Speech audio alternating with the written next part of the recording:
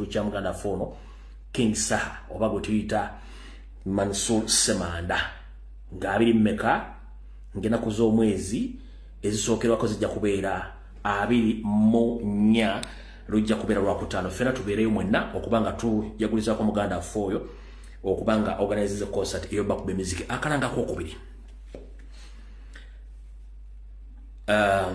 kasoma bwe kati The Swiss Noop chapter bakutegeeza nti ejja kubeera okwekalakaasa okuvumirira eddembe okulinyira eddembe ly'abantu era kujja kubayo okwekalakaasa okulinyirira eddembe ly'abannabyabufuzi saako n'okuba nti tewakyali ddembe ly'abannayuganda bonna mu beegazanyiza okuba nti boogera ku byobufuzi ng'era bajja kuba bavumirwa okuba nti baayisa Museveni ayagala okugjawo akakalu ka poliisi oba akakooti era Museveni ayagala kuba nti alinyirira eddembe ly'abantu okuba nga alitaddeko gambutusi okuba nti bavumirira ekikolwa ekyokuba nti batandise okutondawo obubinja bw'abatemu butandika okutulugumbula bannayuganda mu by'okulonda saako okutiisatiisa kwa mutabani we Dede Drinking General okuba nti buli lunaku lwavaayo okukola ebigambo bino ku mutimbagano ageza kutiisatiisa abantu saako n'okuvumirira ekikola kya Uganda okukozesa ensimbi z'omuwomusolo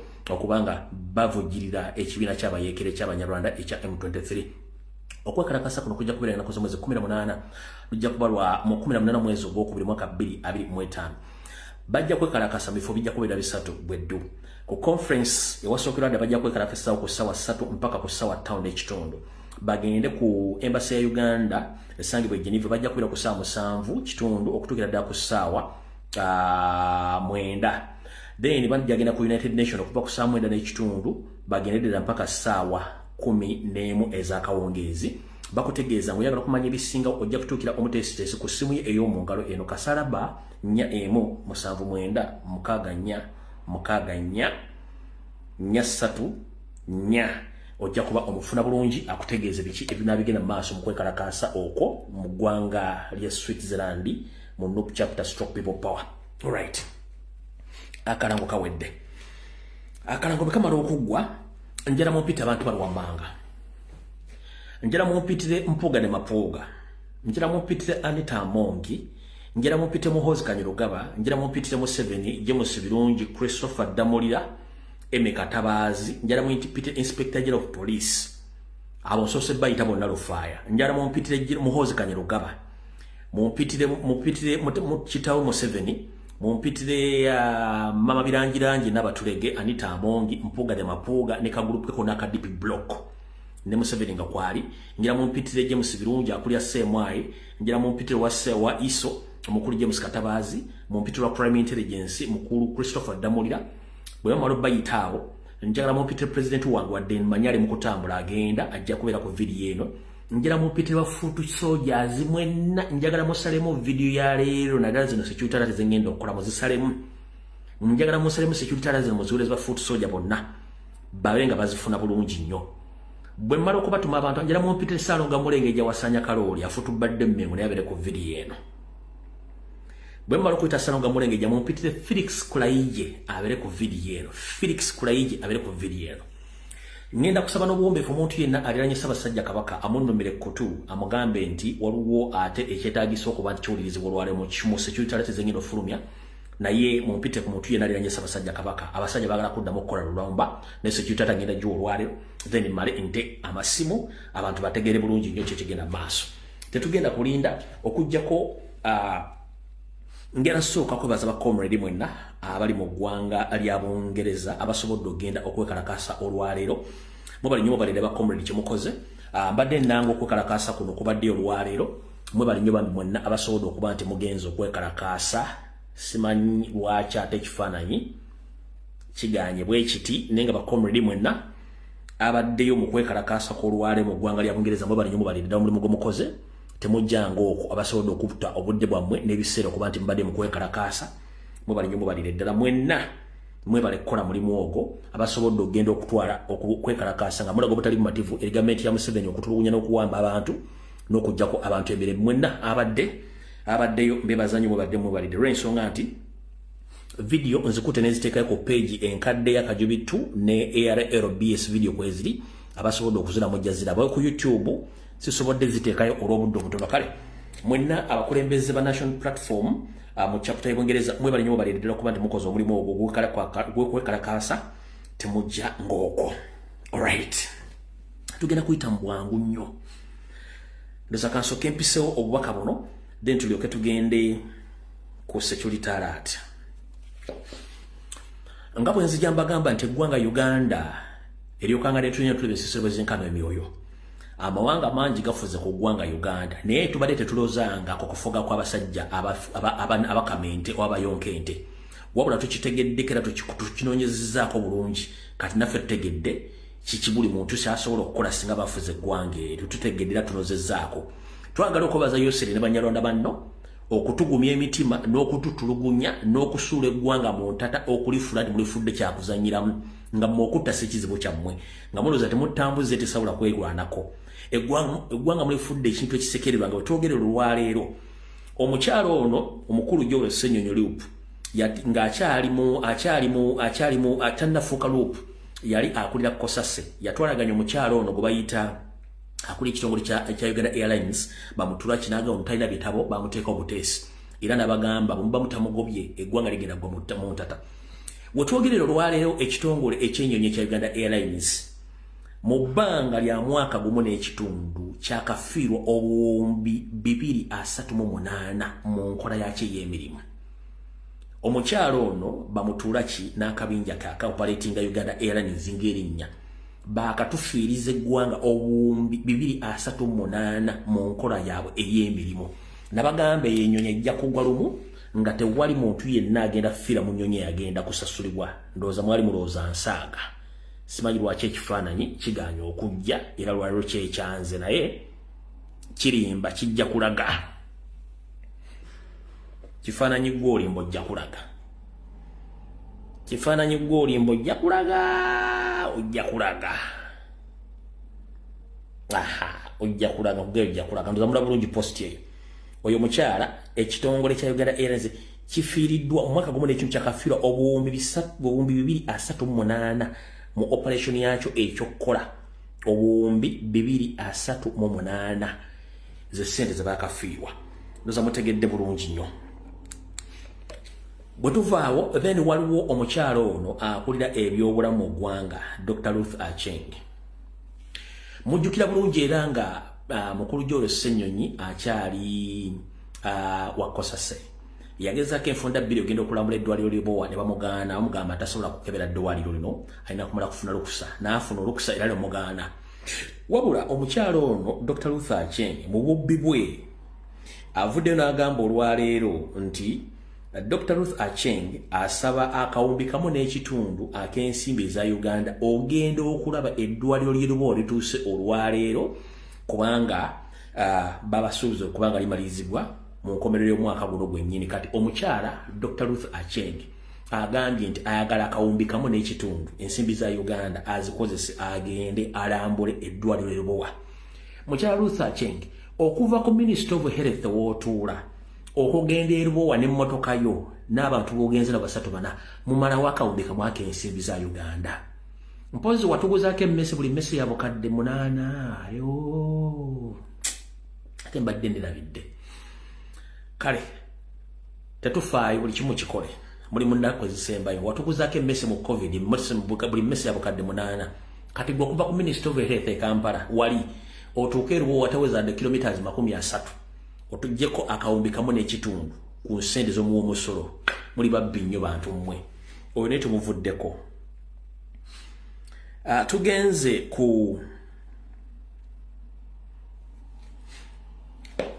Tugenze ku kakiiko akavunaanyizibwa ku enkola z'emirimu za gavumenti. Olwaleero kabadde kayise Ministry ya Defense ennyonnyole ku biki kabadde kayise Minister of Defense n'ebitongole ebikwasaganya ku byokwerinda mu ggwanga ne kabadde kasubira nti DDG ajja kujjirako wabula DDG tasobodde kujja akakiiko kano ne bakagoba ne bakagakaddeyo bukana bakaze kajja kujja ne DDG wabula DDG ategeezezza ku mitimbagano jenga yakadde ava mu kutabira agambye nti tasobola kugenda mu parliament kusinkana batumba wava wali mu parliament era bakikafuulu baba bagalagezaako mumanyira ayinza okujja n'azingako parliament n'agijjako bonna n'abakwata omanyi nabagamba nti mwana mugimu ava ku ngozi bamuddiza essimu ali mu kuwandika ebigambo bitategerekeka kati mukitegedde bulungi nnyo mwana mugimu ava ku ngozi kati awo njagala tuve ku budde tulina butono nnyo katugende ku security alert ziri 3 njagala security alert zine 3 buli omu ginsalire mu gisaasaanye esooka buli gyenjogero olwale mugenda girabako okujjako nga bagikyusizza ku security alert zine 3 buli kyengenda okwogera mugenda kiraba okujja nga bakikyusizza tusimbudde mwenna ba comrade naddala ba foot soldier abali mu kuziika comrade oba MPA Segirinya Muhammad abagene Masaka okuli Sauda Madada ne banne mwenna mumpuliriza bulungi nnyo ne bana Uganda mwenna era njagala president awulire security alert eno ntegezeddwako ntegeze president ne ba foot soldiers mwenna ne family ya Segirinya kano bakabasaliremu omukyala Anita Amongi Mpuuga Juliet Kakande Abedi Bwanika Muhoozi Kanyerugaba Museveni bapulaninga okusinkana family ya Segirinya n'abamu ku baali ku mukolo ogwo okulaba otya bwe bayinza okuggula omusango ku kibiina kya National Platform okusingira ddala foot soldier bakulemberwa mu Sauda Madada babavunaane omusango gw'okukuba n'okulemesa omugenzi oba omulambo gw'omugenzi okugutwala mu kisaawe omusango guno baagala family member wa Segirinya oba omu ku mikwano gya Segirinya be mwalabako baabuze ebibuuzo agenda ayambeko abantu bemmenye baggulewo omusango guno bamala okuguggulawo ku biragiro bya DDG ne Museveni bagenda kulagira foot soldier bonna abasinga obungi abaali ku mukolo ogwo bakwatibwe batwalibwa mu court martial bavunanibwa omusango ogw'okusangibwa n'ebyambalo by'amagye ebyagaanibwa era essaawa zimulindirire nti bwe muwulira nti bafoot soldier baguddeko omusango naye nga DDG anoonya family member one of the family members oba relative asobola okuyimirira ku lwa gavumenti agende bamuwe security ayimirire bamukozesenga omuwabi w'omusango baguggule ku foot soldiers n'ekibiina kya National Platform batandika okunoonya foot soldier omu bayinza okukozesa omu ku bafamily member okusingira ddala abawala abo oba oli omuvubuka gwe bayita Kasagga if I'm not mistaken Kasagga oba n'omuntu omulala okuggula omusango ku foot soldier nenga baagala mmene kwata Sauda Madada ne ba comrade abala ba foot soldier abaali mu lutalo lw'okulemesa omulambo ogutwala eri baagala baggula ku musango nga bakozesa family member wa Segirinya oba relative yenna bamala omuggulako omusango fairo bagiwanvu batandika okukwata ba comrade bonna babateeke munda kati kino bakyagala kubanga babaswazizza nnyo naye bwe mba mwagala okukakasa kye mbagambye nti kino kigenda ku happeninga DDG ku mutimbagano nga yakadde okumala okunywa Naira agambye bw'ati I gave permission from today for all security agents to arrest on the spot any noob or other opposition group wearing anything resembling a military uniform and those who do not respect the order. I have their own problems. Bwamaze okutula mu meeting bamaze okuteesa ekintu kino kuba tekinnafuluma wantu wonna bwamaze okutula mu meeting amaze okiyisa nga bisobola kifuna kati nze nenkifuna nensirika n'alyoka atwitinga Muhoozi wadde tumanyi totegeera ne family yo mwenna naye njagala for the first time weekako okutegeera Anita Amongi naye tumanyi totegeera naye njagala weekako okutegeera Museveni as well nawe tumanyi nti okutegeera kwetegeera oyo sa kubanga emyaka gikugenzeeko njagala mwekako okutegeera Mpuuga the Mapuuga omusezi wa Century nawe wadde totegeera ng'olimu akabano nkusaba weekako okutegeera bw'onyigiriza nnyo ennyinda ate bw'onyigiriza ennyo ennyinda ogireeta omusaayi Bannayuganda beekumye tebaagala buvuyo. Ne mugezaako nnyo okubanyigiriza okutuuka ku kkowe erisembayo nti tebalina kyakusalawo. Ndi wano bategeeza temulina monopole ku violence, temulina monopole ku mundu, temulina monopole ku buyeekera, temusobola okugaana omuntu okugenda buyeekera. The only option abadde basigazizaayo is to keep law and order, era kyebagezaako okukola. Ne omugaana okwekako okutegeera nga buli kimwagala kikozesa force okusiba abantu nga mbasibanga ate mukozesa obukyamu. Mujja kuleeta akatyabagakanago mu ggwanga eyo. Ebisigadde mujja bikwatisaako emikono ebiri. Nkusaba muhoozi wadde otamidde weekako okutegeera wadde tutegeera. Azuwero ne kitawo mugambe Anita Amonge Mpuuga family ya Segirinya mwekako okutegeera de temutegeera olw'olumu. Temulina monopole ku violence, temulina monopole ku mundu.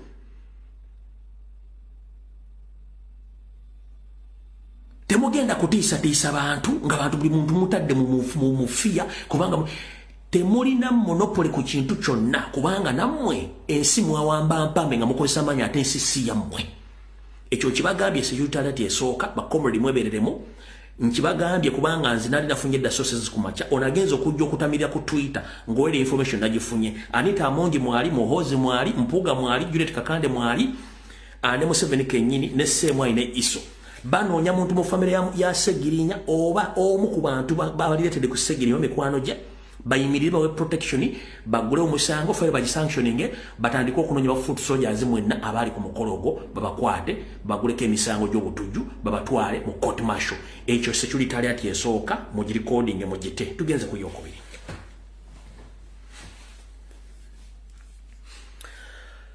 Nsaba okuluma kutuka Ssaabasajja Kabaka n'abo beesiga ab'enkizo abamuliraanye. Olwatta ssebo nalumanya eno security alert nsaba egende eri Ssaabasajja Kabaka wonna waali. Wattu abavubuka b'omulembe Omutebi tugezezzaako nnyo okwobereramu naddala okubuusa ku batamanya ngamba abajja Emmengo abaakabano Abaganda mannya. Ssaabasajja Kabaka asaba okuloopera nti twagezaako nnyo okulwana okukuuka ejjembe ngeri baga nti lwanira obukeekuuka ejjembe okutaasa batamanya ngamba emirundi enfunda bbiri. Olwasooka lwe baali bakukusa okutwala mu ggwanga ery'omulula ne Kenya n'ennwana okuuka ejjembe. Ogwokubiri lwe bakukusa okutwala e Namibia mu buwaŋŋanguse gye baali bagenda okukumizisa omusu era byonna nga mwebiri ne tulwana okuuka ejjembe mpaka lwakomawo ngeri oli mulamu. Wabula nga omanyi nti enkwezenge tezitudde mu Mmengo mwennyini. Enkwezenge zikulembeddwamu Ssaalonga Mulengejja Wasanya Kalo Charles Peter Mayiga ne Kabana group eri Emmengo batudde ne bakola enteekateeka n'ekitongole kya Chiefs of Military Intelligence nga Museveni mwali ne Muhoozi ne bagamba bagenda kukola kye tuyita okulumba olusembayo okulanga bakujjawo era bagenda kuddamu okukozesa enkola ya butwa. Meeting yatudde buli kimu ne bakisalamu. Nkusaba woli wonna Ssaabasajja Kabaka wonna woli nkusaba otegere nti omutamanya ngamba Wasanya Kalo Charles Peter Mayiga bakamba Museveni Salimu Saleh batudde okukola omulundi ogusembayo olumba olusembayo bakujjewo nga tebaagala oyingire kawulo ka 2026 bakusangewo.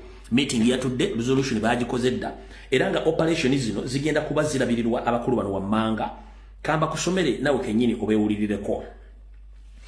Operations zino zigenda kuba zikolebwa birungi kennyini akulya Chiefs of Military Intelligence Katabazi akuli Amyoka Iso Kahanga Mohanga Onoye Kojja wa Drinking General nga bagenda kubanga overseeing operation zino okugezaako okujjawo nga nenda bugisi mufundize luto esembayo. Ngenda kusaba Ssaabasajja Kabaka n'abantu abakuliraanye bakwesiga oba wesiga.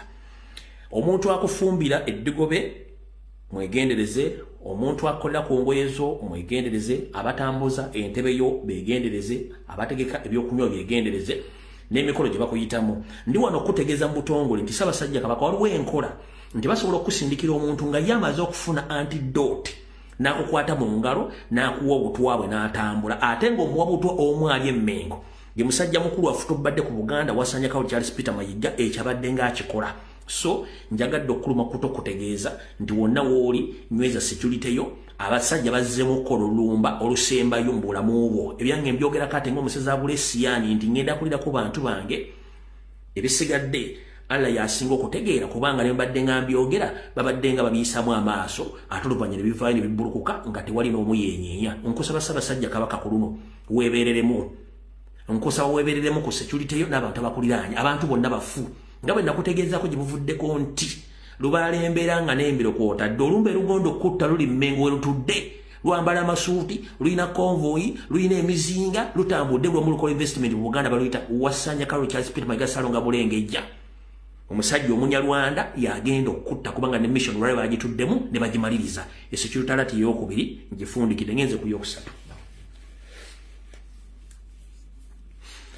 eno security alert njagala egende buli Munnayuganda yenna okusingira ddala abaana ab'obulenzi abali mu Buganda naddala mu bendo erya Luwero Triangle bw'obanga oli mulenzi musajja Muganda ng'oli mu bendo lyetuyita Luwero Triangle oba kato kolido nkusaba ompulirize bulungi nnyo olwaleero bwe ngamba Luwero Triangle bye bitundu omwalwanirwa entalo za Museveni ngenda kusomerako ezimu tutandikidde Gomba tugenze Gomba Mityana Busujju tukiddeko ne Masaka olakayiwa tukiridde Mubende tuyingidde Luwero mpaka Ngoma tugenze Nakaseke tuyingidde Neri ewali Nakasongola mu bitundu byonna bw'obanga oli muvubuka Muganda nga tonna wayira obanga wayira dda ng'oyagala mukyala wakubiri bw'oba tonna wayira kubayita okuwasa obanga oyagala mukyala wakubiri wuliriza bulungi nnyo bulobaka njala bugenda eri mmwe Museveni ne ttiimu ye ey'Abanyarwanda munnange batufuukira ekyambika we twogerera essaawa zino enteekateeka endala ey'okubba ettaka ly'Abaganda yiino wano wammanga bayingiza abaana ab'obuwala Abanyarwanda bateekeddwa mu bitundu by'ensomye abaana bano ab'obuwala Abanyarwanda baliko ne babulooka naye nga bali ba state agent batambula banoonya muvubuka yenna avubuseemu ayina ekibanja oba ayina ettaka kasitaka kotande bakusanga toyina mukazi nga bagamumanyi nti munnange okubeera omusi kirungi ffe tulina omukazi tusobola okuwa omukazi ngababuuza mitendera ki nga baga nti ffe tukuleetera omukazi n'otuwa emitwalo 25 oba kakadde n'oba toyina basobola okukuwola omukazi abawala gye bali era abasapulayinga kati gole okuba amaddu muyina mangi nnyo musajja wattu ng'oyagala okujja ekiwojjolo ng'okkiriza nga bakuleetera omukazi ng'owasa nga bwe nkoze bwe nti sigenda byogera wete ebbanga mpawo kaaga ng'omukazi aliggwako omukazi olufuna eggwako n'azaala gwe kennyini omukazi bw'atagamba nti akwawukanyeeko ayagala mugabana ebintu ng'ettaka batwala kino kitambudde mu bitundu by'ensomero abavubuka bangi nnyo bassiddwa abakazi ne batwala ettaka kati mission eriwo y'abawala Abanyarwanda bayiddwa bitundu ebyo kubanga batwala ettaka ly'abavubuka Abaganda tebagabira muntu mupangisa nkiddamu teri mukazi Munyarwanda gobowa muvubuka ng'apangisa banoonya omuvubuka either wasikira ettaka lya kitaawo either weegulira ekibanja ng'era oyinamu kasente akatuna kasobola tebawa mupangisa no nkiddamu tebawa mupangisa banoonya nasikira ttaka nagula ekibanja nina kyendi avubuka abakookolimi abategeera mu bitundu by'ensomye abawala batambuza balina ba agent guno omulimu gubaddemu naye nga tegunnategereka mbagambye Gomba Mityana Busujju saidi z'e Masaka yingira Mubende genda Luwero Nakaseke Ngoma genda wonna yonna bonna bagenda bakikola ng'abawala bataddemu bakola mulimu ogwo kati gwe muganda nga omuvubuka ali eyo nkutegeeza bw'oba okyagala obulamu n'okukuuma ettaka lya kitaawo n'okukuuma ebintu byo munnange weewale ekintu ekyo kubanga kiri mu kutambula pulojekiti nnene nnyo anaaba takitegedde gw'omanyi ffe ogwaffe gwakwogera ogwammwe gwakuwuliriza olwama towulidde tekinkwatako nze ogwange okugambye pulojekiti nnene nnyo etambudde mu Buganda omuzalamu omwana olumala omuzalamu omwana nga gatwawukanye tugababe n'ebintu bwe baki ng'olina emputtu nnyingi gwe ng'ofa nga batwala ttaka kubanga emishoni yaabwe nze mukitegedde bulungi nnyo namwe n'abavubuka abali mu Buganda mbategeezezza kino tekikwata kubali mu katokoli mu Buganda wonna kubanga kitambula era bakimanyi abaana Abanyarwanda bayitiridde mu Buganda bangi abaffe babalemesa bagenze kubyeyo musigadde nga temulina kyemulina yensonga lwaki mulaba singa okweyambula ku social media kati nobone airplay bonna bakabano ye security alert yokusatu jembadde nobbawa era yonjimaze abategedde tegeera atanategeera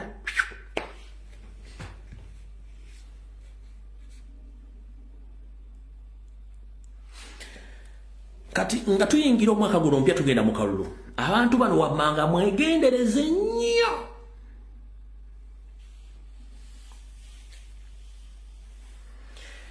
nga tuyingira mu mwaka guno mpya twakaguyingira abantu bano wammanga mwegendereze nnyo asooka jjajjaffe ow'Isiraamu omulangira Kasimu Nakibinge Edward Katumba Wamala jjajjaffe omutaka Engineer Alan Nakirembe Kawaliggo Haji Lubyayi Kisiki Vice President Northern Uganda Dr. Runa Zedriga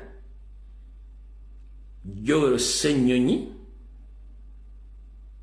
Theodore Sechikubo Sheki Kiti Father Chibi mwegendereze nnyo mu ndya yammwe entambula yammwe na buli kimu kyemukola kubanga babatambulirako amannya ngamenye mwegendereze nnyo besimenye manya mwangamba bamusibalabula aba NRM sijja balabula kubanga na Kristo kwe bali nenjagadde kwogera kaabo. All right, aho tugenze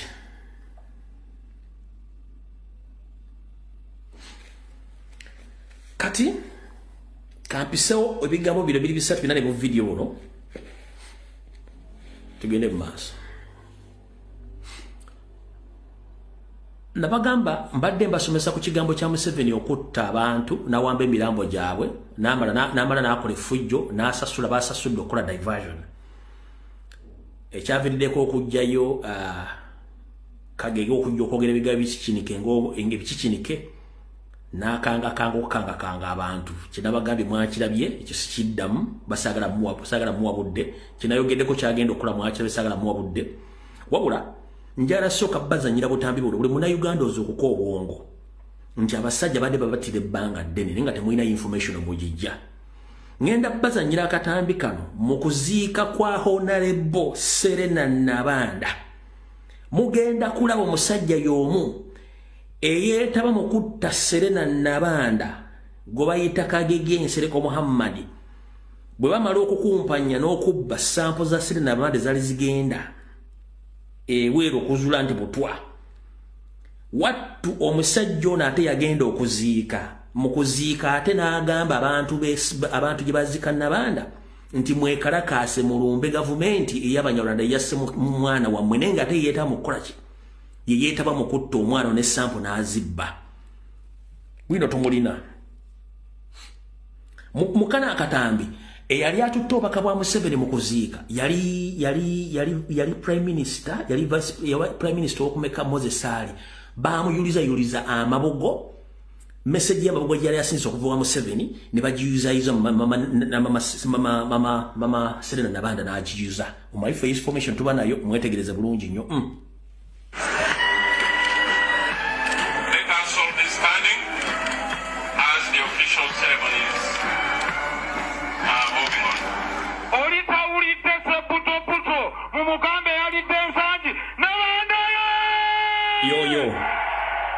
I have come here to represent the President Museveni. With a written letter. And this is my second official.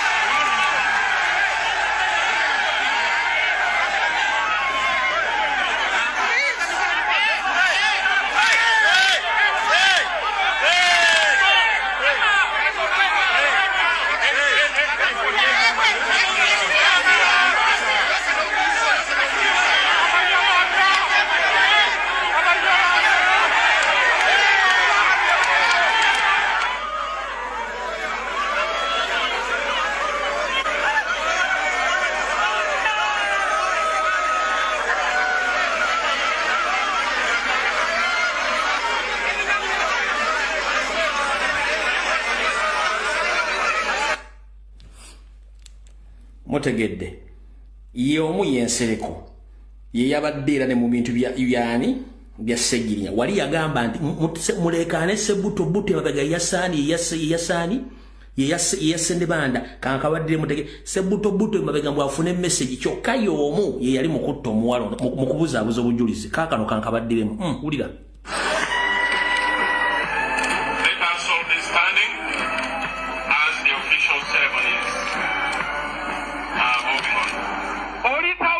Uyo.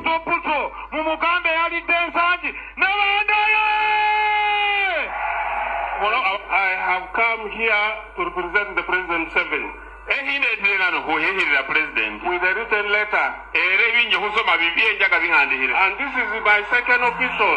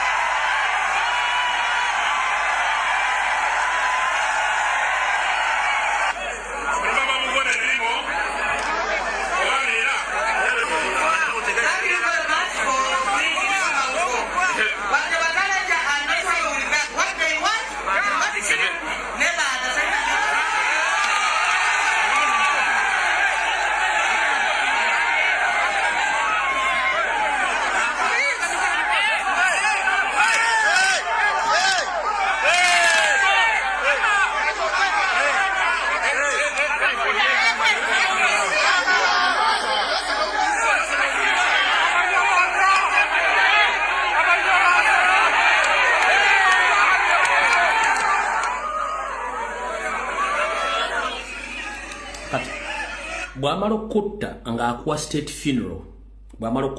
state funeral. Kati omuntu y'omu yabadde mu nfa ya Ssegirinya yayogera katemba n'aleekaana abantu. Kati kambaddizeyo akatambi akalala. Kyokka jjukira oluvannyuma lw'okuba nti Serena Nabanda bamuziika. Dokita ne bamukwatira ku kisaawe eyali atwala ebintu ebyo. Boyfriend Adamu Kalungi mu 2015 bamuta n'agenda alya butaala Serena Nabanda n'aziikibwa eyo keesi ne bagikulozinga. Nabagamba bali tebagoberera politics tujja baga ebigambo bino. Serena Nabanda bamutta obujulizi ne babukweka ne dokita yagenda okukola sample n'amukwata era nga Nsereko mwali mu 2015 boyfriend gwe bayita Adamu Kalungi bamuta n'agenda ne keesi ne bagikulozinga tedda mu Serena Nabanda n'ayitaawo. Kati otuge ebintu bino tuba tutegeeza information nti mwegendereze nnyo betugamba. Wulira kano kali mu church bino byali mu church. Bali omunsi obuyayi bwe teyabutandise leero bali omunsi obuyayi bwe yabutandika dda.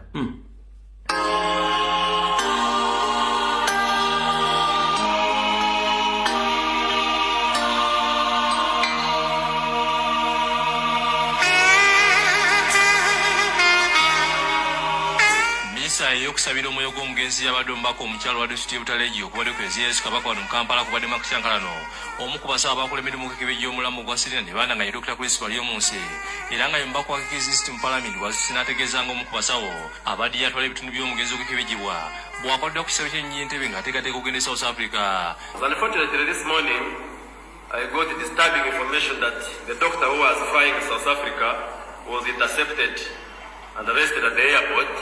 Kino kisanudde abakungubazi olumisi bategenda obulungi maaso n'enkyankalana. Why did they have to arrest the doctor? Didn't they know that he was a government? Even money wants to whether he's not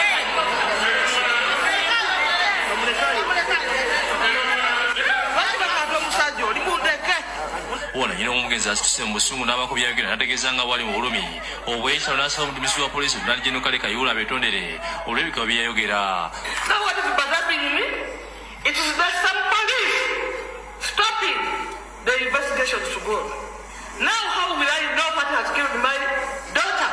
When the police is on which means they know. Let Kihura know that I'm in pain if he is really a parent.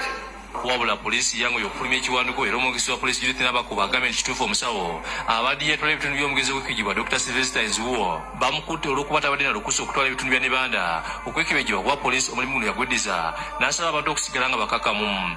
Omuntu yenna aba ayagala okubaako ekintu kyakola oba okwekenneenya okulala aba alina okugoberera emitendera gy'amateeka nga bwe gigamba okusobola okufuna sampo mu butuufu ate era ng'abakugu ba Government Analytical Laboratory balina okubeerawo ne wonna w'abazitwala balina okubeerawo ne bamugoberera. Abooluganda abalala nga bakulembeddwa mu kitabo Muto Fred Mukasa boogedde kufa kw'omugenzi mwategeeza nga olwo abantu abamutuukirira nga beeyise abakola olukalala New Vision bamusaba nti bawandike nti yafudde ekikutuko. They introduced themselves as workers of New Vision. They took me aside. They told me that Mr. Mukasa, you have lost your daughter, but allow us to pronounce that it was an attack. Bana light eganyo olwali osimanye oba njabuga tambuteke ku njabuga tambatere ku YouTube ku Facebook mulabe kubanga light eganyo sometimes light egana simanyi lwaki ne bogikendeze sere sigala kyekimu so simanyi lwaki kanda oba nsobola ki okka wano ndabo bakisoboka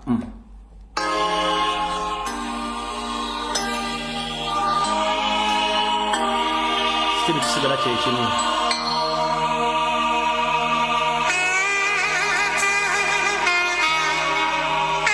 Misa eyokusabira omwoyo gw'omugenzi yabadde omubaka omukyalo wa disitulikiti Butaleji okubadde kwezi Yesu Kabaka wano mu Kampala kubadde makusyankalano omu ku basaba abakola emirimu k'ekibe gy'omulamu gwa Sirina ne banda nga ye Dr. Crispa Lyomunsi era nga ye mubaka wa Kikizisiti mu Palamenti bw'asinaategeezanga omu ku basawo abadde yatwala ebitundu by'omugenzi okukibejjibwa bw'akwatira ku kisabo ky'ennyentebe ng'ateekateeka okugenda e South Africa. Unfortunately, this morning I got disturbing information that the doctor who was flying in South Africa was intercepted and arrested at the airport. Kino kisanudde abakungubazi olw'emisi bategenda obulungi maaso n'enkyankalana. Why did they have to arrest the doctor? Didn't they know that it was a Mugabe?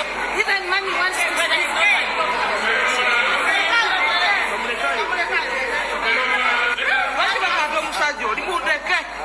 wona nyina omugenzi asituse mu busungu n'abako byayogera n'ategeeza nga wali mu bulumi obw'ekyalo n'asaba omuduumizi wa poliisi Jenerali Kale Kayihura abeetondere olw'ebikaba bye yayogera. It is that some police stopping the investigations to go.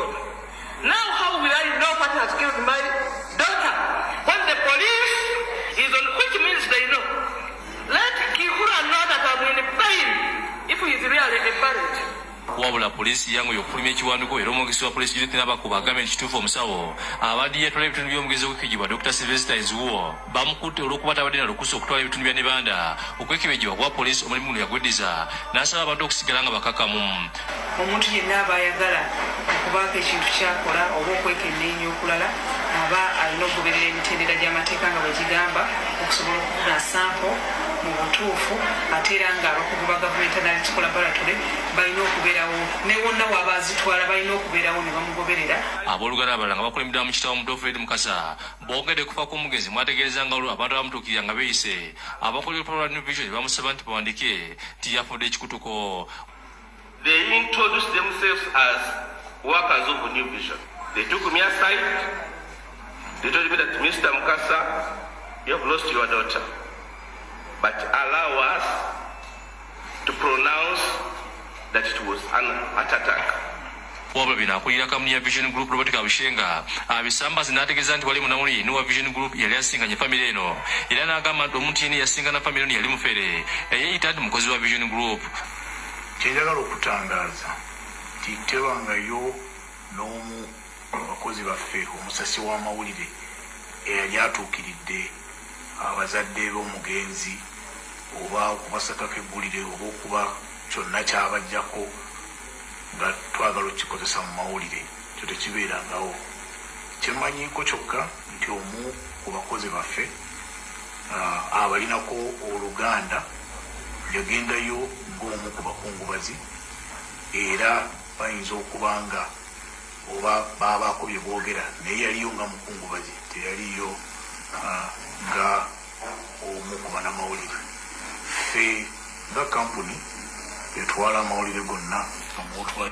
Kati saagala bamalira budde olw'okuba nti bakoma masimu nabasomesa ekigambo kye bayita organized crime ne organized criminals.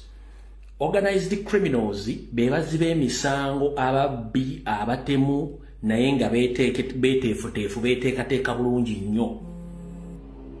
Kati ba organized crime gy'emisango egiddizibwa oba obumenyi bw'amateeka obuddizibwa nga buteeketeeke kati mu Uganda tulina ba organized criminals bakulwa mu 7 mpaka kwero C1 buli structure ba organized criminals mwe bali tulina organized crime emisango egidizibwa nga giteketeke bulungi nga ne buno okuba essimu wantu wonna kisigala kyekimu waliwo emisango mingi ezigiziddwa ku bannayuganda omulina okuttibwa ng'emisango gino giganya okugguka buli muntu agezaako kunoonyereza ku nfa ya muntu we ogenda otuuka mu ofisi wandituuse nga bagga tekikyasoboka fayire ekoma wano ogenda okudde ku poliisi bagga fayire ekoma wano ogenda okudde mu muwabe wa poliisi nga fayire ekoma wano ogenda ku lesu wano nga fayire ekomaawo ogenda kuyakuzizaako omusango nga ate gw'olina omwetonda fayire ng'ekomaawo bwe bityo biri mu Uganda bino ebintu bwe tutaabikomye buli muntu ojja kukomba ku buka bw'okumenya amateeka mu Uganda so kati Uganda badde battanga abantu Museveni n'akola ebintu bye kati weewunye oyo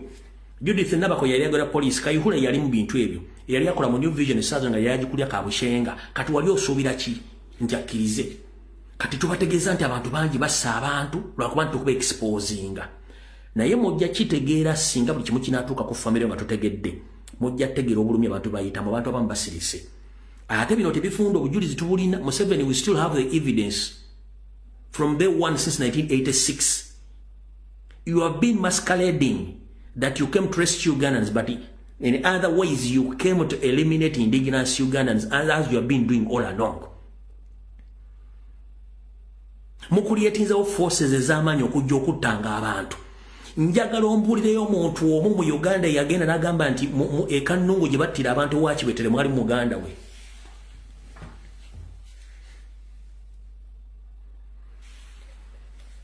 Njagala ombulire mu Uganda omwagamba nti ekanungu kiwetere gyeyo kiraba na Uganda gyeyo kiraba abantu waliwo omuntu yafa ku kyalo mu kanungu ba district eyagamba nti wafirayo omuntu we kanungu gomanyi baali awe bayokya baali bayokya kanungu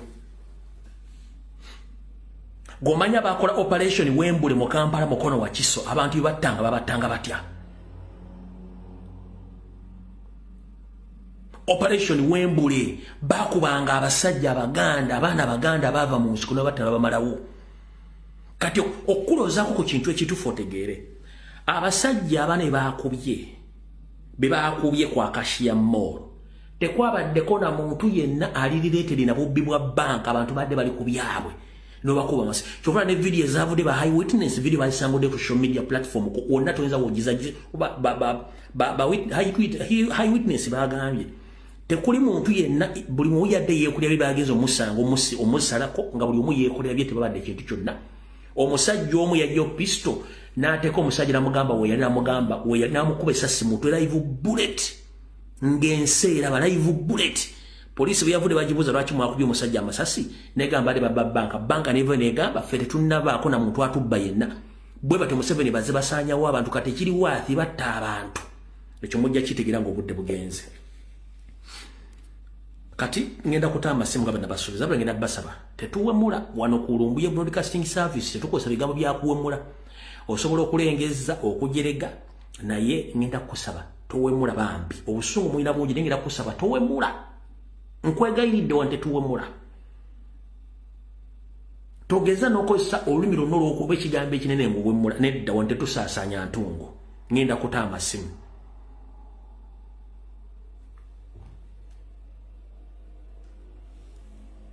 esimu nzitadde okuba ku strict WhatsApp kwokka eddakiika 2 kuba twetaaga buli muntu ateesa eddakiika 2 ne munaakuba abantu 2 mu dakiika 2 no problem but strictly ku WhatsApp kwokka tokuba ku direct call nze simu nzitadde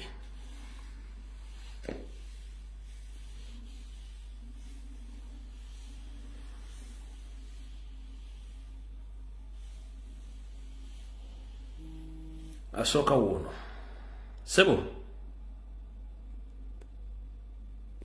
hello sebo nkale sebo nawe gye baleko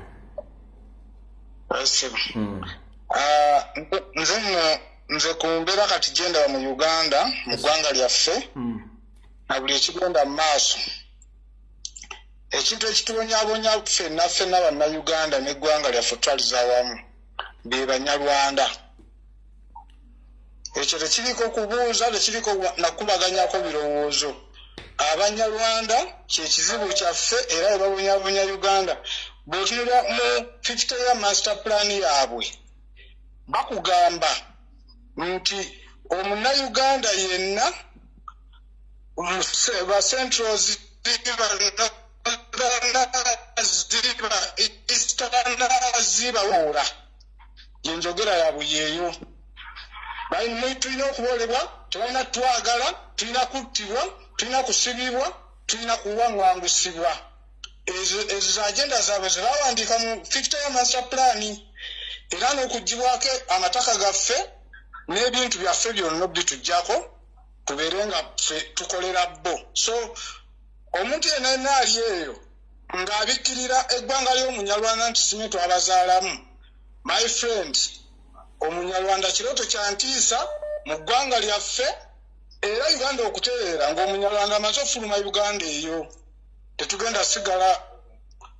Tetugenda kutereera mu Uganda nga tukyalina Abanyarwanda mu ggwanga lyaffe. Ebyo byange teacher. Toyanzanya sebo. Sebo.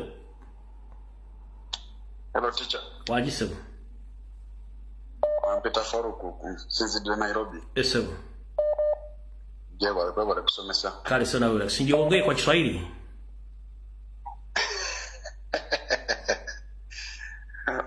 Baja kumtegera. No, ongea kwa Kiswahili kwa sababu tunataka kila mtu huko kwa East Africa ajue hii mambo gani kuna kuongea. Sawa. Mimi naitwa Faruku. Napigia kutoka Nairobi. Lakini ni Muganda. Kwetu nyumbani kutoka Budaka district. Hello. Ongea. Sawa. Ni shida zangu ni mbili.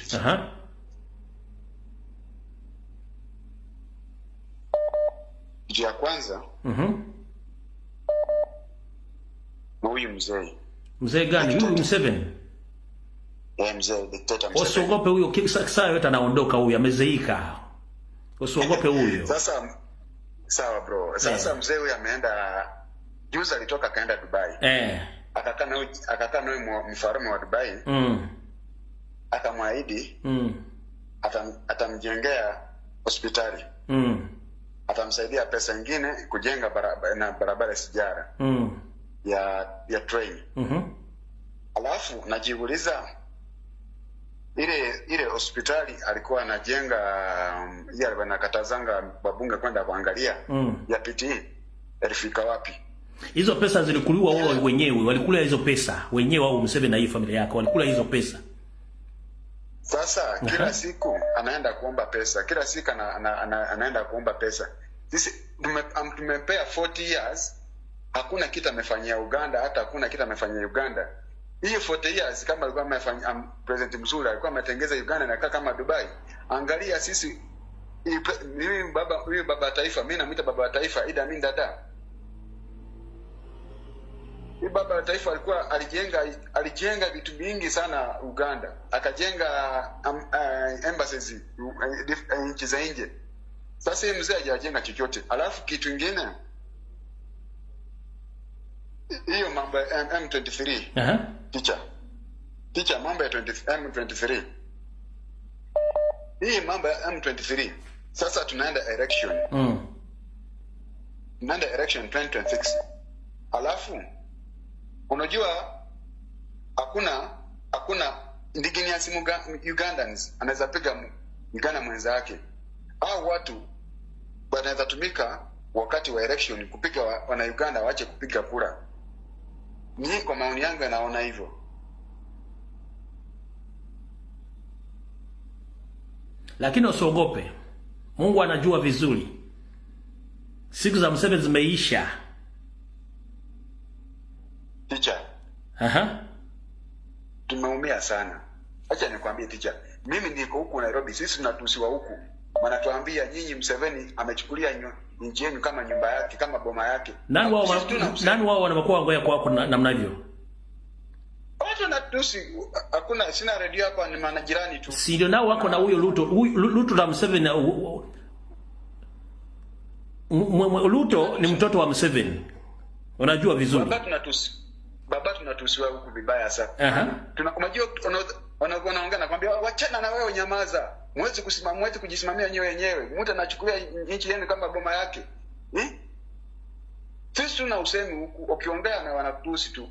Hakuna usemi. Alafu bwana sema msimama kama wanaume. Mnaona sisi hata kama unaona hii tabia yako huko nyumbani ya kidnapping watu. Na huku pia nani banaanza kuchukua watu wana. Sasa wacha nikwambie mkubwa. Kila mambo ambayo yamefanywa kwa Uganda, sawa hii zinafanywa huko Kenya. Sasa Kenya pia wanalia. Wanalia tu. Alafu wasiongee mambo mabaya kwako, kwa sababu kila mambo mabaya huko Uganda huko Kenya. Alikuwa Mr. Mzima, alikuwa Anthony Jeno. Sasa akabadilisha akakuja na kuwa minister wa umma. Alikuwa na kijana yake, alikuwa anaitwa Justin Muturi. Wakati maandamano ilikuwa hii ya mwezi wa 6 na mwezi wa 7, hiyo ilikuwa kali. Kijana yake alimchukua akaenda akampeleka NIS. Sasa akaenda akapigia president simu, president akachukua simu. Mwenyewe akaenda State House. Akamwambia mtoto wangu amekidnapiwa. Akapigia mkubwa na yeye akamwambia sisi tuko naye, akawaachilia mara moja. Hiyo mambo umejiona kwa gazeti. Sasa hivi mtoto wake ameruka kichwa. Juzi hiyo minister akaenda kaongea, sababu anasema anataka kumimpeach. Kwa sababu wataki mtu aongee kwa mambo ya serikali. Wacha tuombe Mungu. Hivi vitu vinafanyika huko kwetu Uganda, ni hivi vinafanyika huko kaka. Siku za huyo mzee na familia yake zimeisha. Usiogope, ngoja kidogo. Siku nzima brother. Siku nzima brother. Sawa, nashukuru sana kuongea na wewe. Haya, asante sana. Mungu kulinde. Zaidi ya kufundisha wana Uganda. Haya. Hello. Sebo. Kale mukuru nawe je bali kusema. Leo waliwo ebintu ebireekana.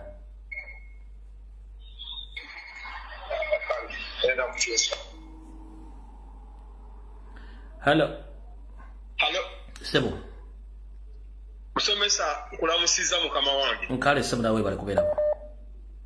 Webale kuweereza kuwanga ow'ekitiibwa. Amina, yitambu wangu dakika 2. Naye nze ebigambo byange bigenda kubeera bitono nnyo nga bisindika ew'oyo omusajja gwe bayita Mpuuga. Mpuuga kyenjagala akole ekintu kimu, atwesonyiwe abeere ku kibiina kye yakoze. N'ebyo ebibinja bye byagamba byateekawo bino ebyali enisikini. Ffe tuli beetegefu okufiirira eggwanga lyaffe. Kubanga kakati olwaleero Mpuuga yeyafuuse oba mungabe yafuuse muwoozi. Naye bambi nze ndaba nga political career yaweddewo. N'olwekyo nze nsaba Mpuuga. Olaba abantu b'e Masaka bennyini bamwegaanye. Bwe yateeseteese obutebe ne bubeera nga bwereere. Najja n'akola statement ezitategeereka omusajja omukulu. Nze neewuunya n'okwewuunya okusigala nga bakyagamba nti nno wakitiibwa. Nze Mpuuga sikyamulaba nga wakitiibwa. Waliwo puroguramu gye ndabye nga baamutuumye edda erinnya noti Mpuuga bati mpunu. Noti Mpuuga mpunu.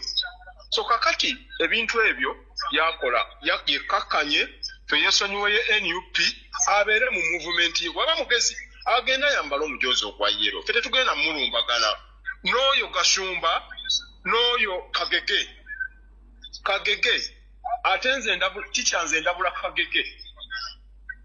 Ffe omuntu we n'ale mu bwafu tugenda kumulumba era tetujja kumuziika.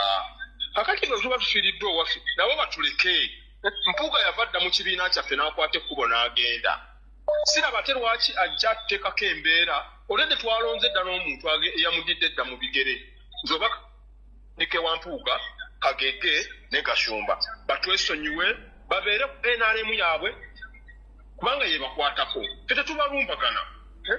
Naye buli kaseera ne balumba pulezidenti waffe. Buli kaseera ne babeera nga balumba pulezidenti waffe. Naye nze ticha kankusiibule. Kale sebo bala jisa. Kankusiibule ow'ekitiibwa. Kale. Hello. Sebo. Okube simu atoyagala ko sebo. Hello. Yewe ko muganda. Kale sebo nawe je bala ko sebo. Awo ndi wogana. Yita mbwangu tugende kubanga era kisigala waliwo eko. Oba oyina essimu gy'olabirako endala eyisaamu eko.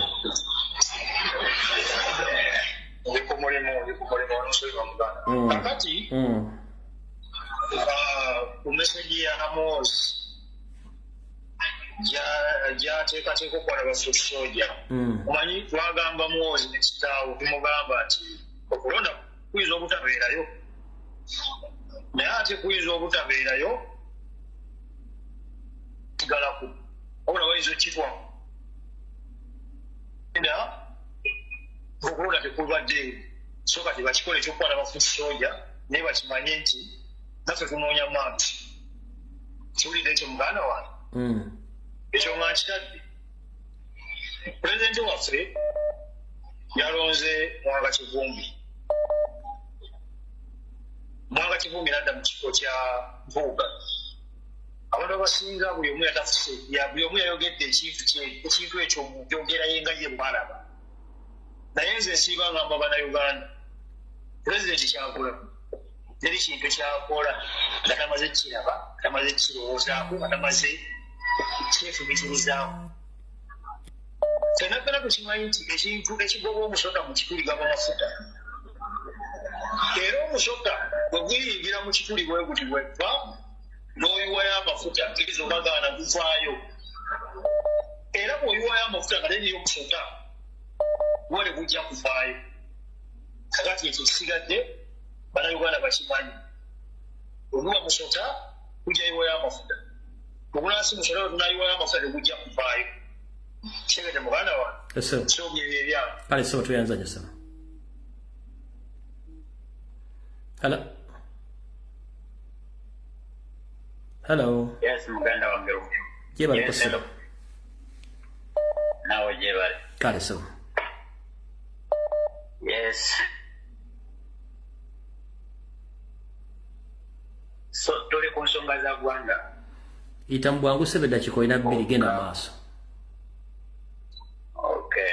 So baganda bange okulwanirira eggwanga si kulwanirira puleti ya piraawo oba si kulwanirira kasooli. Kyetulimu tulwanirira ggwanga lyaffe nga ffe bannayuganda. Bwe kiba kikwetaagisa okufa ogenda kufa kubanga yensi yo toyinaayo ndala.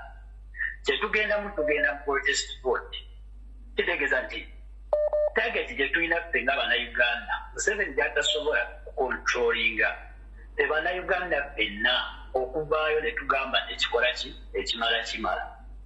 So baganda bange I call upon you that mumumobilizinga abantu bonna kubanga ekintu kye tusigaza kiri kimu Museveni kyatasobola kukontrolinga yeffe ffenna.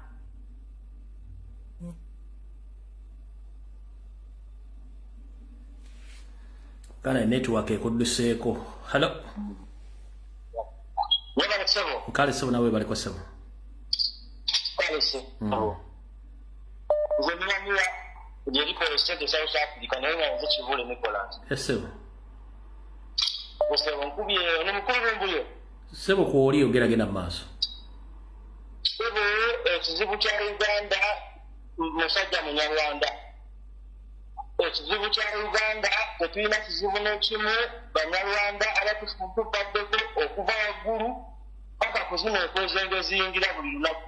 Ebintu byonna by'oyogera bintu bituufu ng'obudde buno ndi ku gulawundi naye ebintu byonna by'oyogera mbiraba.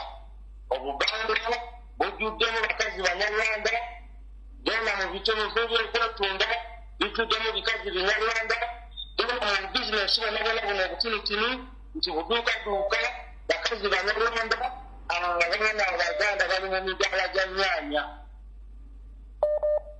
Okitegedde bulungi ssebo. Ensi yaffe kale tuvuddeko yeri kugamba nti munnarwanda yakutawaanya ne tugambyako obuzaabuza mbwate gundi abasajja balina hidden agenda. Omuntu ne bwe yandibadde munyankole teyandibadde bwati teyandibadde na fitina bweti. Amasomero ga indigenous olwaleero badde maze emyaka mingi basiri mu ggwanga lino.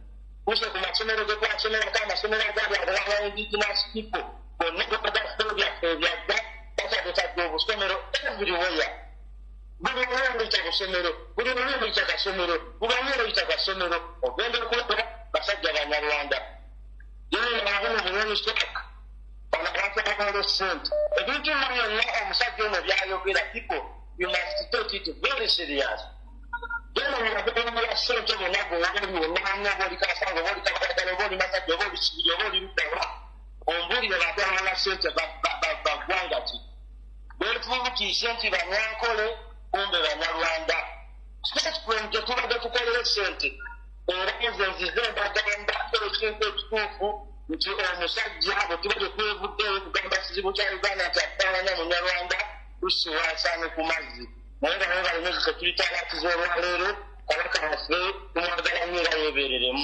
eyanziza gyoneyaze kale hello hello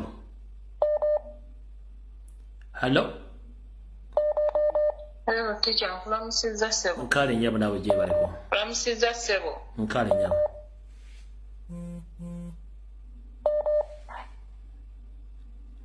ale ssebo kati teacher nze ow'ekitiibwa Kabejja okusinziira wano e Saudi America nnyabo teacher nze njagala okugamba abantu b'e Masaka mwenna ti Mpuuga ekintu kye yakoze mukolo gwakwebaza Sseggirinya okumutemeratemera abantu b'e Masaka tabalimba mbu yabadde akungubaga yabadde asanyuka kubanga abantu bagamba Sseggirinya nti yatematema b'e Masaka ate era mwogwo omuluka Mpuuga gwatwala kyenkana kati awo yabadde akola omukolo ng'akola gwaki kubanga yalibadde namusanyufu busanyufu nti omutemu afudde naye ate n'akaayanira ne Mayite kibannayuganda njagala mukitegeere bwekuba tekwabadde gwakalobo kalenzi ye yabadde musanyufu yensonga lwaki ku mufu omusiraamu yaleese muyimbi mu katuliki n'ateekawo n'ebimuli ebitakkirizibwa ticha ekyokubiri njagala okutegeeza Abannayuganda ffenna mwenna abagamba nti tugenda mu kulonda please kebera ndaga muntu yo 2026 egenda kuba ekyali validi bwekiba nga si kyekyo bane temugenda genda mu kalulu kubanga mugenda tuukawo wali ku byuma byabwe nga tebikola mugenda kutuukawo wali eri nga ndaga muntu eri expired so mbadde nsaba mukikoleko essaawa zino tugende ku pulaani endala otherwise tugenda kutuukayo nga ebyo byemuwoza mbu simanyi obululu protest vote nga tebigenda kukola kuba mugenda kuba temulooze kyemuba mugenda okukaayanira ekintu kyalibadde kati obanja oba endaga muntu teziri valid toyanza nnyo nyabo kyabeera bulungi kale hello but when he saw me with the Rohingya, you know, the jealousy is over. Is it more these days? Hello. Yes. Try to look from this direction. Okay. And we'll do this at 4. Hello. Teacher Freddy Rumbuye kulamusiza kwa sebo. Nkale sebo nawe gye baliko sebo. Nebaza Mukama Katonda kyakumye kubaira omukyali mulamu. Esebo. Always nsaba nnyo Bannayuganda bakkirize oba tukkirize okusaddaaka ako kuwa esaddaaka bakuwa ebimuli byongo okyali mulamu.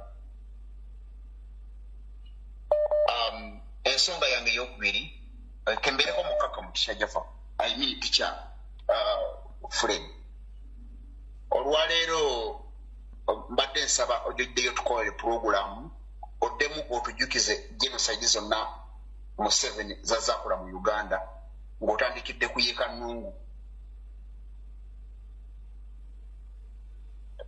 Teacher Kwendi kwoli 7 sekuwulira mbadde nsaba ojjoddeyo tukolere ka puroguramu ako ojjukize Bannayuganda osanga Bannayuganda tugitegeera nti Museveni tiyajja kukulembera ggwanga lyaffe Uganda ye yajja kutta kubba na kuzikiriza. Ensonga yange ey'okubiri Bannayuganda Museveni ebintu byonna byakola like any dictators of the world basinzira ku ntegeera yaffe. Tubajjukiza nti ekigendo okusimbuliza Museveni ne Museveni zimuwona mu Uganda muna Uganda ngodidde ebintu ebitalina makulu ku ggwanga lya Uganda mu bima amakulu basinzira ku ntegeera yaffe. Singa tunayimira wamu ne tugaana okwawulibwa ne bannabyabufuzi n'abo bonna abantu be nga bwe yaddira eggwanga Uganda n'alyawulamu busabu disitulikiti, tujja kusobola okulunda eggwanga yaffe Uganda. Ekintu ekikyali ekizibu. Ensonga ey'okusatu, nawulidde nnyo ennaku waliwo omuteesi omu yayogera ku Bobi Wine jjo lwatuwa amasimu jjo n'agamba singa tusobola okuyimirira ne tubanja Bobi Wine tebanaba kumutira mu kkomera tetumugyayo na bwe gutyo natunuulira abantu b'e Kawempe nga batambuza Seggirinya Muhammad mu luguudo oba bali bamutwala mu maka ge Kasanga tobaluddawa neŋŋamba naye bantu mmwe lwaki temusiima abantu be babakolera nga bakyali balamu. Seggirinya we yali abeetaagira muggala enguudo, mazima Seggirinya mumutambulidde nga mufu. Bannayuganda tuli babi. Tikya Chemical Alfred Lubuye nsembyayo n'okwebaza bafuto soja. Tikya Lubuye waliwo akavidiyo katulaga nga omusajja bino Museveni and his operatives bapulating emundu. Tikya Lubuye waliwo akavidiyo katulaga nga abannansi b'ekitundu ekyo baagaana omuntu wabwe okutambula era ne bagamba polisi temumugyawo wano mututtira wano. Tikya Lubuye nga tufunaba okugenda mu kalulu ka 2021 twalaba omuvubuka gwe baakwata omwana ne yeerippira ku mpagi y'ennyumba amagye ga Museveni gakubya abantu bonna. Omwana munezi ne yeerippira ku poles of the house mpaka oba amusiza nga talina ayamba. Bannayuganda kitegeeza nekkubo omukulembeze waffe His Excellency Robert Kyagulanyi regardless the assassination attempts zayitamu ebbanga lyonna lyagamba nti atambula mu campaign trail alise bannayuganda ekigambo ky'okwenunula nga bagamba nti tuli mu byamuzanyo tuli mu byaddala. Kitegeeza nti information ekomaawo. Kembasibule n'akagambo kano. Tikya Lubuye bw'olibaawo oba bwe tulibaawo singa Museveni amala atujjako omukulembeze waffe ow'eggwanga His Excellency Bobi Wine, Museveni amekinze sure and his abakona b'emikwano nabo badde mapugazi bakozesa bagenda kumekinga sure nti neggwanga teriddamu omuntu afaanako ne Bobi Wine. Aye Katonda kuma Ssaabasajja Kabaka n'omukulembeze wange His Excellency Bobi Wine nkusaasirako nnyo nga nange neesaasira kubanga wajja mu generation esinga obusiru wano ku lukalu lw'omuddugavu. Tikya Lubuye Mukama Katonda akuuma. Amen. Hello. Sebo. Hello. Gwaliko Sebo genda maaso. Webale okuweereza Professor. Nkale Sebo nawe bale kubeerako. Nekale muganda wange. Kati otera nnyo okutuwa engero. Nange leero kampitireko mu lugero luno olugamba nti owebbanga otamuwemukira. Teweebikka. Teweebikka. Kati tukaaba nnyo nti Abanyarwanda kyekizibu kyaffe. Kiki kye bakola ffe bannayuganda kitasobola kukola? Kuba mugezi n'otugamba teri muntu alina monopole ku mmundu, teri muntu alina monopole ku kwekalakaasa, teri muntu alina monopole ku kyonna. Kiki Abanyarwanda kye bakola ekyo ffe bannayuganda kitasobola kwekalakasa okutuuka okubeekwasa nti kyekizibu kyaffe? Ekyokubiri, tugenda mu protest vote 2026. Bwe tunaaba tutuuseeyo. Tukikkiriza nti Museveni yawangula 2021 nga tusanga n'abantu baffe be yawamba mu kalulu ka 2021. Bannayuganda tukkiriza Museveni atwale mu kalulu 2026 nga tukyalina abantu baffe abakyali mu makomero akalulu ka 2021. Bannayuganda tuleke kwekwasa bintu bitaliimu. Mbasaba bannayuganda tukole buli kimu ekisoboka era nga Buganda bonna batutuuseyo tuleme kutuuka mu kalulu 2026. Webale okuweereza Professor. Kumira Ssaabasajja Kabaka awangaale. Amen. Hello. Hello? Yes, teacher, jebaleko. Kale nyabu nawe jebaleko. Kale, mwebala obuweereza. Kale nyabu. Teacher, ensonga yange ejja kuba ntono nnyo njoke nve wano.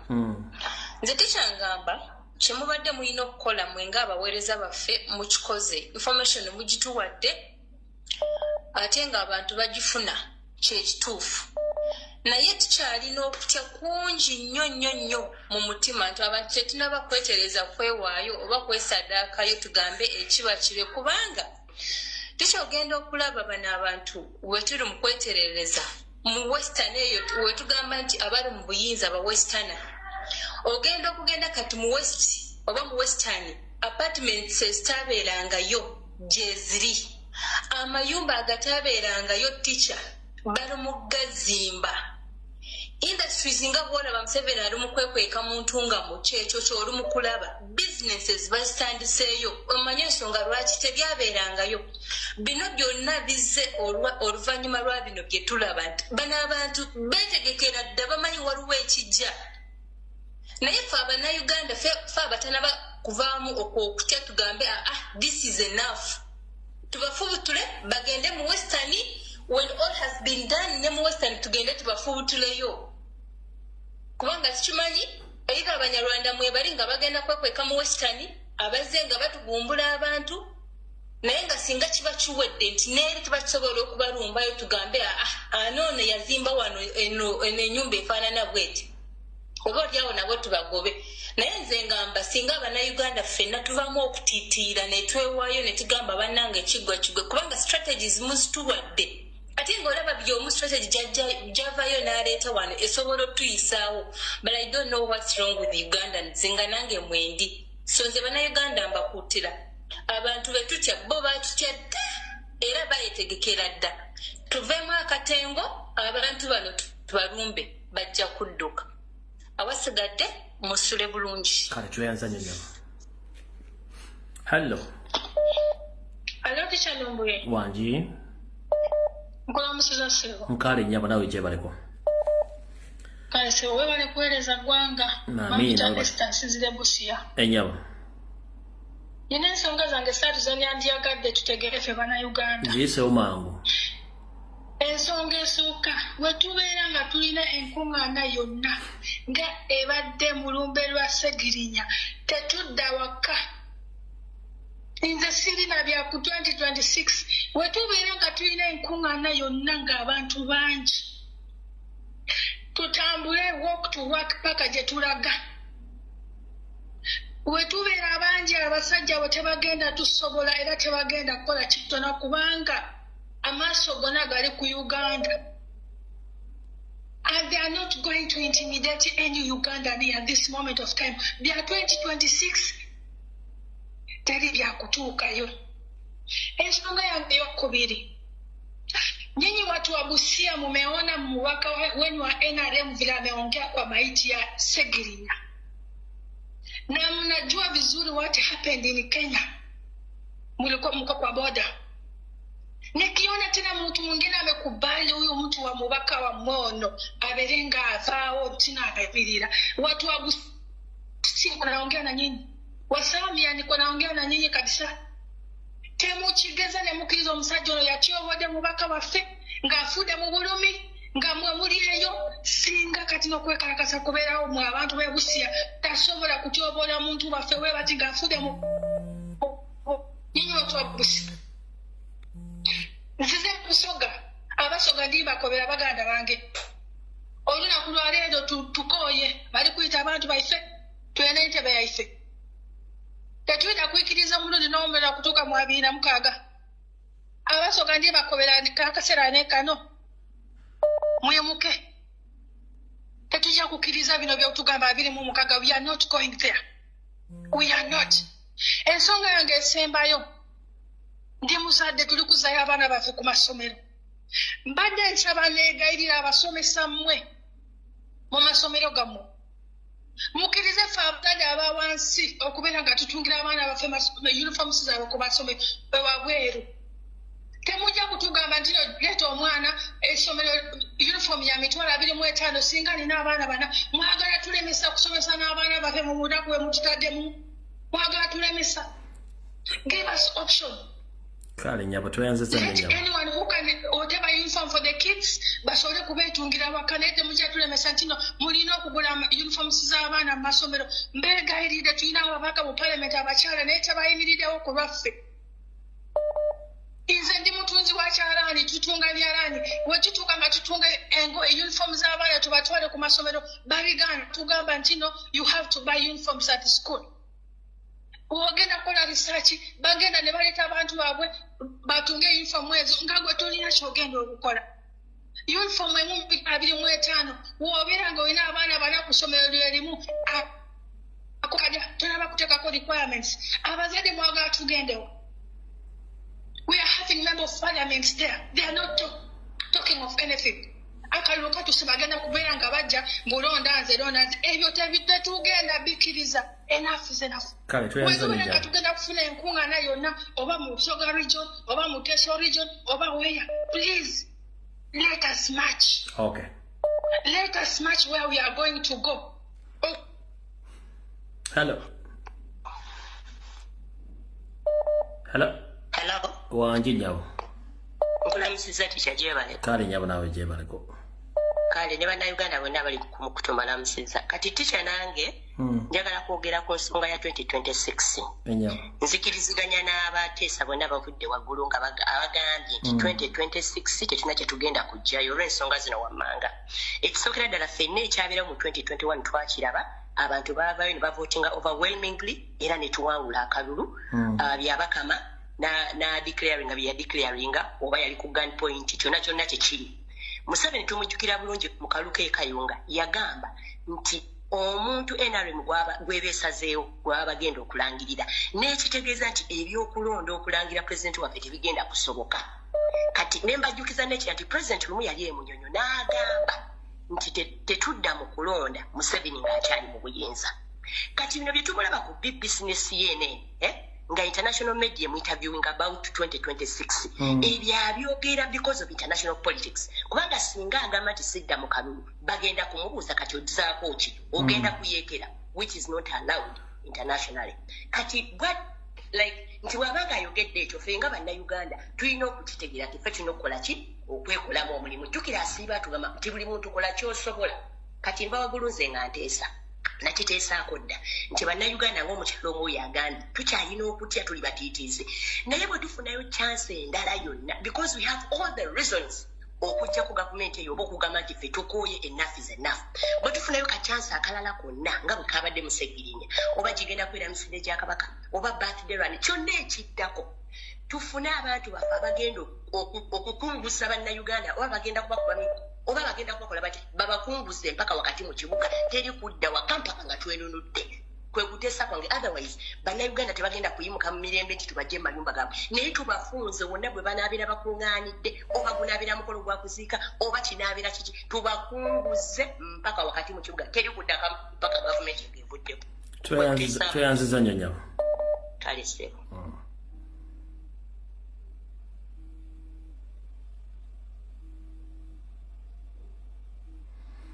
Na oyina okuba nga oyina internet oba toyina internet okubwa. Hello.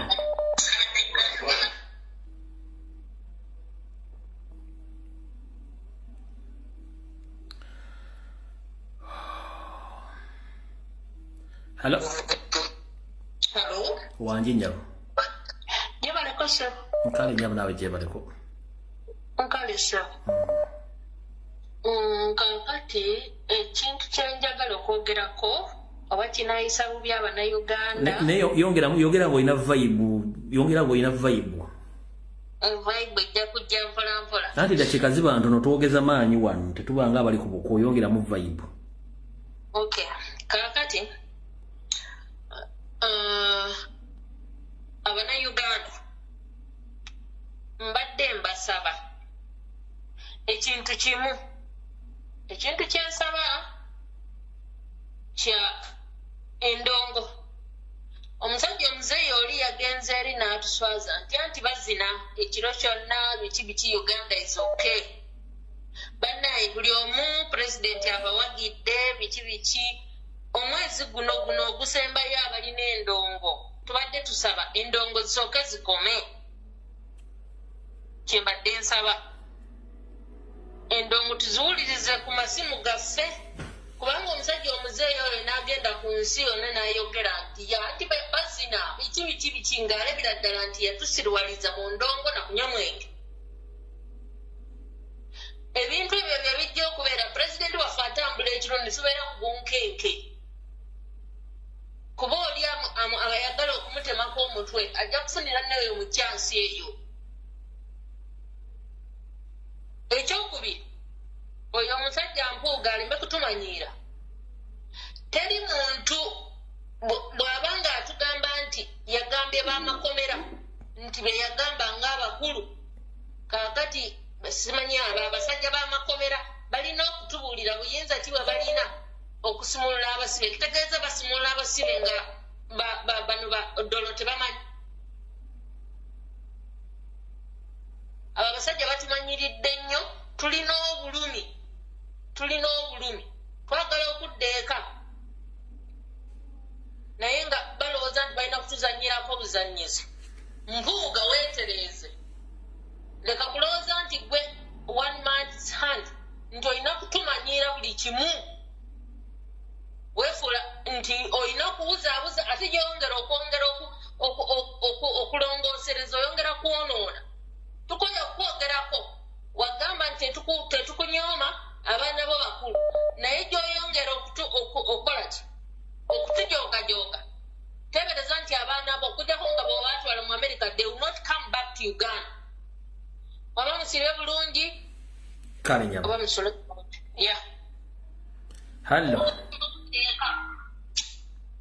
wanji nyama tebaliko ticha kale nyama nawe gyebaleko Nange madde akange kabadde kalowoozo. Madde njagala kwegayirira bannayuganda. Bannange tuve mu bivulu, tuve mu kino na kiri, ebyo ebyakalulu Museveni akola butaweera. Mujja kutuuka ku ssaawa ey'okulonda ng'ennanga muntu zammwe zaagwako dda. Kati ekyo munaakikolera ki? Nga tutuuse ku ssaawa ey'okulonda ne bakugamba endangamuntu yo yaggwako. Oba olina ekirala ky'ozaako? Twandikutte ekintu kimu ne twekwatakwata. Tetulina kye tulinda mu 2026. Ebitusobozesa okuba nga tuyimirira ffe nga bannayuganda Museveni byatukozeeko bimala. Ebyo bituyimiriza okusobola okuyimirira ne tugamba enough is enough ne tuyimirira. Tetumulinda nti simanyi tulinde 2026. Tumunenya ki kyatanaba tukula mu 2026 nga byaza tukola nga weebiri.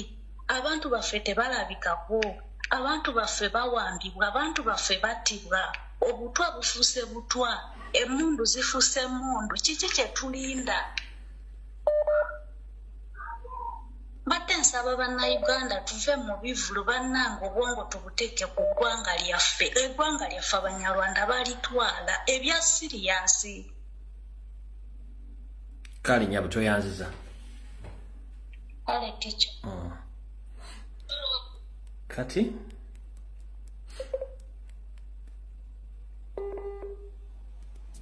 Waliwo messages wano mu kabokisi kange basomeremu wano. Wano bagambye muwulirize bulungi nnyo kasooke mbazzeeyo ke mabega. Abantu bangi bajja ne bagamba nti tebaagala kwogera ku Banyarwanda. Simanyi bw'oboogerako oba okoze ekigambo kye bayita tribalism sima ebiki nno. Amazima tulina okugogera. Nze bw'ompita Omuganda sinyiiga. Ompulira bulungi nnyo. Bw'oli bw'omuyita Omusoga tanyiiga. Lwaki oboogera ku Banyarwanda banyiiga? Kubanga they are camouflaging. Beekweka. Omuntu ateekweka ng'omanyi nti eggwanga lyo lino lwaki weekweka? Amazima jala tugogere mazima. Museveni yajja nga yeefumbye ndi Munyankole nga si Munyankole. Abanyankole olugino babasaba mazima batutteko amataka gonna. ezo ranches zemulaba amataka mbunyankola afaamu nene zebaatwala abanyinizo babatta abanyankolo rig babatta abanyala bagatwala genocide ekoleddwa mu Uganda bagikola abanyalo ne bagikola beekweka kati bajibave batandise okwetuma amanya bavaayo bakulagira ne kati Banyarwanda so ngokunga nti soogera ku Banyarwanda banganga neme kwogera ku bantu bali mu kututta ekyo nkimaze kankuze ku katulo nakugamba genda osoma amanya abiri mu Musa Museveni ge yakozesa okugamba nti ayingira olutalo bonna baali Banyarwanda ekyo nkigamba kitegere bulungi nnyo ng'oyagala okutegeera obwongo obwo kugguke genda oddeyo onoonye buli musajja yenna Museveni gwe yava naye mu nsiko bwe bamala okuwamba abazze bafa babaziika luddawa buli Museveni gwe yava naye mu nsiko abazze bamufaako babaziika luddawa either bamuziika nga yasoose ku kijja nga n'ettaka yabba libbe era temusobola kukwata bwongo bwamwe okusaga nti wait gendo oddeyo buli muntu yenna yajja ne Museveni omunene buli wafa basambula nsiko yasooka ku kijja nga n'ettaka babba libbe ekyo mujja kukiriziganya nange omujja kiwakanya buli muntu Museveni gwe yava naye mu nsiko ettaka babba libbe nga yasooka ne ku kijja ekyo mujja kifu obujulizi weebuli ndolalo kikyatuukawo katugenze ku kirala abasajja bano kumala okuwaba bakumala kirana mukaaga kirana musanvu kirana babbe ekyuma kya Uganda Coffee ebugolobe ne bakitwala ewanda ne bakizimbayo emwanyi zaffe ne bazitta baze batujjako bizinesi zaffe nabagamba bajja ne bakwata amazike empologoma ezebbula biki byonna bitwala e Rwanda mwali muwakana njagala onzirireyo oddemu olabe ekonomi ya Rwanda yali etambulira ku kiti balina tourism yabwe yali wansi nnyo antiri bwe bajja e Uganda bakolagana ne Museveni ne babba ebisolo byaffe byonna bitwala kati teri nnyonyi Rwanda Air ereeta abazungu basinga obungi kati bakomekeza Rwanda kubanga amazike gaffe n'ebisolo babiza okuma bebitwala e Rwanda ne musirika ekyo ne kibeeraawo ne bajja ne batwala emmwanyi bazitwala emmwanyi zonna zibadde zifuluma kawa yena badde afulumira Rwanda nti Rwanda Coffee okwetula kwa World Market nga tekuli Uganda amatooka gabadde gasinga obungi agatundibwa kwa World Market nga gava product of Rwanda naye nga temusobola kyebuuza lwaki kati tuvudde awo emmwanyi bwe yatuuse ekyuma bakikoze entuŋŋamo naye ng'ekyuma ekigenda kujjawo emmwanyi nga kiziyingizaawa kiziyingiza Rwanda ekyo nakyo temwakibuuka bw'obadde okimanyi nti ekibuga Kigali nga bwe kiyimiridde essaawa zino anda Kagame 70% sente zikizimbye zivudde mu treasury ya Uganda 70% sente zizimbye Kigali ezimbye ekibuga Kigali n'ekonomi yaabwe zivudde Uganda 70%. Ekyo nakyo jja kiwakanako kati wulira kano amawulire gafulumye gagambye nti Rwandan government has officially announced its first oil discovery identifying certain reserves within Lake Kivu, a natural border with the Democratic Republic of Congo. Njagala okwatire map ku simu yo ogenda olabereke wali Lake Kivu okubenga ulo wakati wa Lake Kivu ne oil reserves za feze Uganda weziri then otunulire okuva ku oil reserves za foziri listen nabagamba nti waliwo pipe zisimibwa nga zidiverting wazidda Rwanda ekyo nabadde bazibangobira nabagamba nti waliwo pipe zisimibwa nga ziva bazidiverting bazizza Rwanda ekyo nakibagamba recently omwaka oguwedde nga tegulu oba nakibagamba gwa 10 sijjukira gwa 10 nabagamba nti waliwo pipe zisimibwa nga zigenda Rwanda nga za mafuta nenga balabaga nti batu abasindika batwala mazzi kumbe batwala mafuta njagala ogende ku simu yo kuno nga sinnavaako genda ofune map ewasimuka amafuta gaffe olabe map bwetambula eya gundi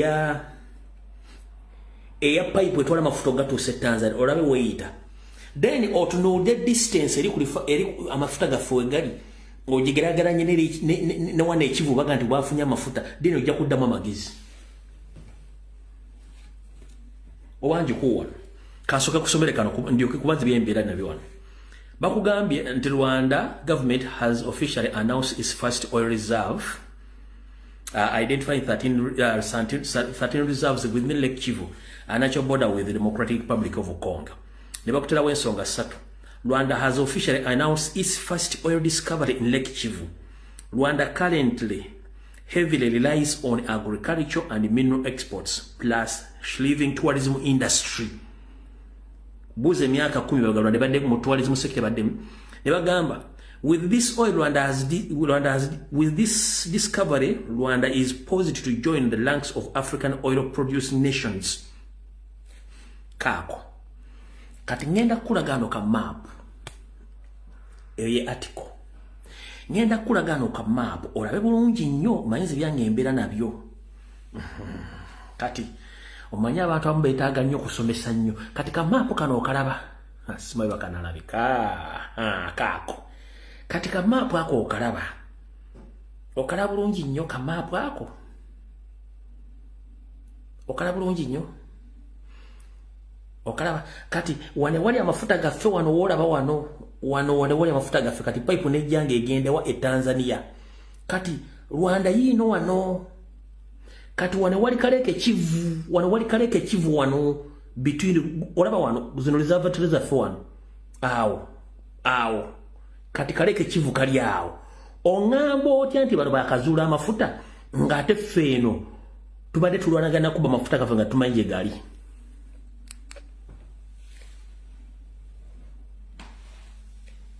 Kwate essimu yo. Oteke mu mapu ya Uganda. Ogende wansi wasokire Rwanda obaga nti bazudde amafuta. Olabe distance eriwo between wali reserve zaffe nalyo bage kuleke Kivu bafunya amafuta. Nga ne pipeline ogirabe weyita ngegende Tanzania. Buli kintu ete mu Uganda bakisindika Rwanda. Neki balimi okutegeera. Kuno kuliko ba technocrats, kuliko ba engineers, kuliko ba mbega. Kati bebuuza ebintu bino yabitegedde atya.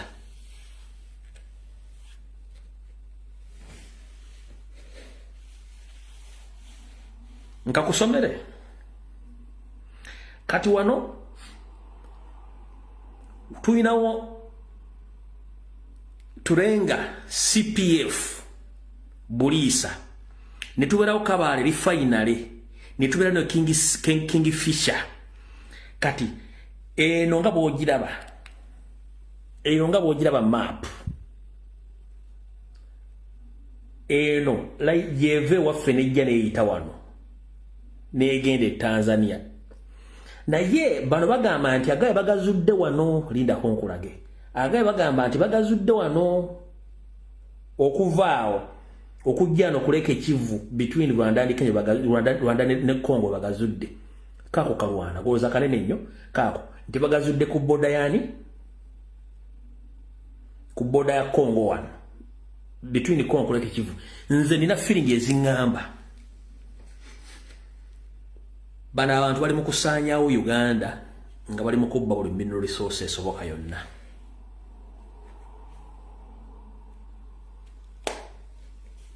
Kati bwojja n'oboogera baga gundi oboogeddeko oyogera bubi. Soogera bubi. One, mulina kye mwerabidde kankibasomese mukitegeere bulungi teri agenda kikusomesa. Ekigambo kino mbadde nkibaga bakiyita deception. Deception, omuntu ayinza okujja n'akola ekintu gwe n'akuloozesa nti kyakoze kyekituufu naye nga mabega akweseyo ekintu ekirala gwe kyotamanyi gwe nolaba kino kyali kyakoze. Eggwanga Uganda wetwogerera olwaleero bananyini nsi betuyita ba indigenous okusinzira ku research ekolebwa 40% ba business owners batandise zivaamu. 40% of the foreigners batandise occupying a business ez'abana Uganda. Bebaani mulimba Abasomali, aba Eritrea, aba Ethiopia, aba Sudan n'Abanyarwanda. The tribes gemawanga aga Abanyarwanda, aba Eritrea, aba Ethiopia, aba Sudan ezo tribes aba mawanga aga gatutte business economy 40% y'abana Uganda bayindiginasi bazaako okulimya edda batutte business bazitutte ekyo nate muna kitegeera muli awo mwebase kati bakozesa ekigambo deception mwe kimutamanyi kyekiriwa teri muntu yandiyagadde kubeera mu nsi nga talina kimwogerako ng'ali mu nsi eyo teri muntu yandiyagadde kukola business nga talina security ng'ali mu nsi eyo ng'ewaabwe gye bagamba gye bava e Rwanda matabuta nga tosobola kusula ekikuta ky'ekinyeebwa obadde okusula opapula lw'amawulire mu bazudulyamu kasooli e Rwanda nga wanyirira buli kimu kikolebwa ne bagamba nti basigadde mu Uganda babonyeza lwaki bazanya deception bajja bagamba fumayisitwa babandu mwe simanya abali batubonyabonya batubatuwa biwandiiko ekyo bakiyita deception teri muntu asobola ku owninga ttaka mu Uganda nga talina ndaga muntu teri muntu asobola ku owninga nyumba nga talina ndaga muntu teri muntu asobola ku owninga account nga talina ndaga muntu teri muntu asobola kufuna passport nga talina ndaga muntu kati gwe bakusindikira group y'abakajumba eyabambidde n'abala okujja okulekanya mu platform ti batusosola kuzanyisa ku bwongo kulozesa nti balina ebizibu no batula at night ne batandika okubala kiki tugenda okuzzaako kubuzaabuza bannayuganda batuuza meeting nga bakimanyi bulungi nnyo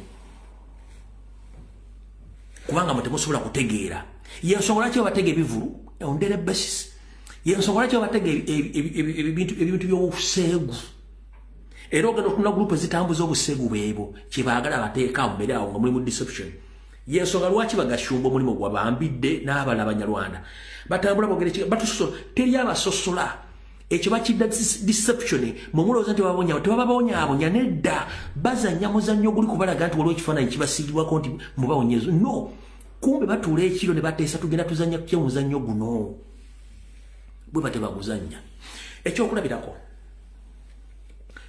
mwenna wanti wali atalaba Titanic mwalaba firimu ya Titanic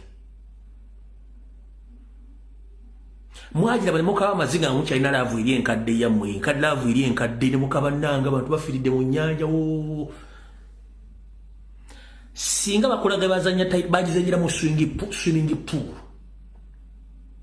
kati gwe ali ku TV ngulaba Titanic amaziga ne gakuluma n'okwatibwa n'ennaku bannanga abantu bafudde kati abanyande bajja okubazanya ekintu mugabanda babaponyabonya kimanyi babasosola mu making kyekiri ekibeere waabo mu kiro nga batudde bateesa biki bagenda okukola bannayuganda kati yenjawulo yeeyo gwanulaba ekifaananyi kiririyo bannaye naye bo mu making eri bakulaga making n'otegeerako ebibapulaning ojja kutya kati kyenkugamba ngezezako okulaga ekifaananyi ti tulaba firimu zinyingi series nyingi naye bwe bakulaga making engeri gye bazanyamu firimu ezo oyinza noga nsigenda kuddamu kola firimu bulijjo mbadde simenti bati bazikola n'onyiiga n'oyagala n'okkuba TV ogyase kadde bano kye bakuzannya bakuzannya ekintu okulaga nti waliwo Museveni simanyi basosola Abanyarwanda no bali be bamu naye wano bakulaga ekintu ebyo byonna bizannye script mpandiike be balina ne ssente babalina bamanerenda bagamba nti nkuwaakamyo nkuddiza nte yensonga lwaki bamanerenda bonna basinga baggwanga eri Banyarwanda akujjako ndaga muntu n'owandiika ntunze n'ajjako essimu wayita ebbanga ne bwogenda mu kkoto osobola muwangula ekyo mukigezo kitegeera bewe nnyini akakabinja k'Abanyarwanda akawaza ne batusobola be bannannyini manerenda kampani zonna kyabalimu okutegeera bali mu kubazannya jangu okwekule ne muganya okutegeera bannaye babazannya teppo weewuunye kyali kizibu nnyo okusanga omusoga n'omuganda nga bakaaba obwavu the main target bategetinga nnyo busoga ne Buganda ne kati kyayambuse ne mu bagisu gye bali eyo bakikola kubanga the main target kati zebaagala oli Salimu Sale yagenda mu north 60% amaze George nga agitutte wano mu Buganda mukyali mu kali resistance ne temunda kitegeera kati kampuni zo genda onojo oli manerenda yenna yeyo grupu yaabwe nekimanyi okutegeera yeyo grupu bonna baganti musima basosola be bannannyini kampuni zonna eza manerenda ani abo wa ssente Museveni kubanga kibalimye okutegeera.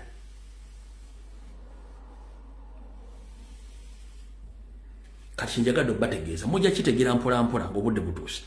So olitaddawo n'aggamba nti ate simanyi lwaki oyogera ku Banyarwanda. No, tusobola kubanga ebatutta. Tewali wano omuntu atta munne Uganda munne bonna bw'otunga abantu abakubye amasasi abakuba amasasi this week abakuba amasasi ku Akasha Mall bonna amanya bagajja nga bakubye amasasi bonna abantu baggwanga lirimu.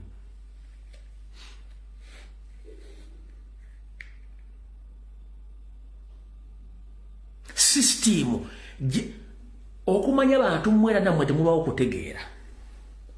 Nazi zikuno nga amasomero gonna institutions ziconcentratinga ku kintu kyekimu bakiyita to provide education material oba knowledge nga amasomero tegeetaba mu business yonna. Business okutunda rimu, okutunda ebitabo, okutunda toilet paper, okutunda biki, okutunda uniform, okutunda byonna ezo business zakolebwanga bweru w'amasomero kubanga abazadde ze business baali bakola. N'okubajjako business eyo kati mu masomero batunda limu, batunda ebitabo, batunda toilet paper, batunda enjeyo, batunda uniform, batunda buli kimu kubanga buli business zonna bagenda bazibajjamu mpola. Kati gwe notasobola kumanya kusooka kusoma bwongo. Lwaki kati amasomero ate business abazadde zebaali bakola okufuna school fees ate lwaki amasomero ge gazirimu nakyo temujja kitimwakisoma kitegeera. Ne bakola ti system education empe gye baleese osasula school fees omala omusasula bagamba twetaagayo sente labazita za skilling $15,000 kati on top of the school fees osasula millioni emu ate essomero Ministry of Education ega musolozeeyo sente endala za skilling the extra activities zetwandisenga technical skills zebalina okusomesa omwana nga akyali musomero kati nazo zirina omutemwa gwazo teziri part of the school fees era bakuweereza sacula y'omwana kubeerako sere za skilling. So nga tebabanga bakiteeka nti kiri part of the education, kiri part of the syllabus. Skilling yali badde ali ku school fees zennyini nakyo temwakimanya babasomesa ki.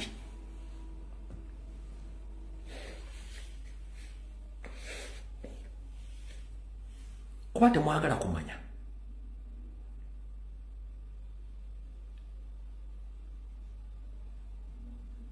Oyina akugamba sasula development fee. Abaana badde essomero otandikawo nga abaana bagenda somera miti. Sasula small bus contribution. Nze omwana owange ate nkwate sereza bw'ava mu ssomero mugenda kunziriza ssente ezo. Development fee omwana ava mu ssomero lyammwe ng'avudde mugenda kunziriza sereza development fee. Kiki? Ne mutuuka okutuma omwana gundi floor polish nene mutumira ku items zemwagala. Floor kati mwe ssente ezammwe zikola kintu kyekituufu. School fees akola mulimu ky'omutuufu. Development fee simanyi okugula basi y'essomero kasasira ali ogenda okusoma school requirements zokka. Linda kukateka nsooke kumenyera ekigambo kino. Bayinza okugaa school fees wa $1,150,000. School fees $1,150,000. Ne balyoka bakuleetera school requirements zokka nga thiri was almost $1,000,000 number. School requirements zokka. Kati baba okukola enyo balyoka bakugamba nti omanyi nti tuyina vidi 3 mu ttaamu. Vidi 3. Ekitono nnyo ku masomero g'ebisulo omwana osobola omusipendingako $40,000. Ekitono nnyo ku vidi $40,000. Kati okulera Kombes 1 kuli wano. Amasomero gonna gasinga mu nsi yonna galina ttaamu omwaka. Uganda tukyali ku ttaamu 3. Kati omwana agenda kuyamba ddi muzadde we afune school fees ezimuweerera mu ttaamu eddako. Era omwana agenda kuwummula ddi. Wana abazungu bakugamba omwana asoma ttaamu 2. Ttaamu 2 ezo omwana afuna etime emala ye kennyini okufuna emyezi gy'agenda okukola mu factory olebe wantu wonna gy'agenda okukola n'asigala ng'afuna skills endala ng'ate asobola n'okuba ng'alina pocket money obuwe. Bakusomesa ttaamu ezi 3. Ogenda okuvaayo nga Windows ayita kuba tebagala kukyusa. 1. Buli lunaku Uganda buli mwaka Uganda efulumya miliyoni ezisukka 5 ez'abaana abasomye kale katuge tusaleko buli mwaka Uganda efulumya abaana abasomye okuva ku certificate okutuuka ku degree okutuuka ku masters katugamete kitono nnyo efulumya milioni 2 ng'ogasa institution zonna universities zonna vocational schools zonna ng'ozigasse bayinza okuba nga omwaka bafulumya milioni 2 ez'Abannayuganda abasomi nga balina certificate diploma balina degrees masters nga bali milioni 2 nze nkubuuza wali otuddeko n'obuuza nti abaana abo n'abakyala bafuluma bakola ludda wa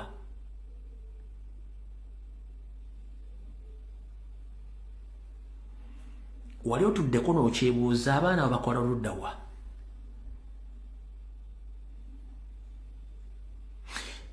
njagala tugende empola tusigaze eddakiika ntono njagala otule wansi weebuuza osasulira school fees omwana okuva ku nassale n'atuuka ku university n'afuna diguli ng'owuwo just omu kati olina abaana bana bonna bawedde diguli bakola ludda wa ku bwesedde n'obwesedde bw'abaana bali ku university basoma ne ku technical schools oba ku vacation schools abaana abo bakola ludda wa emirimu giri ludda wa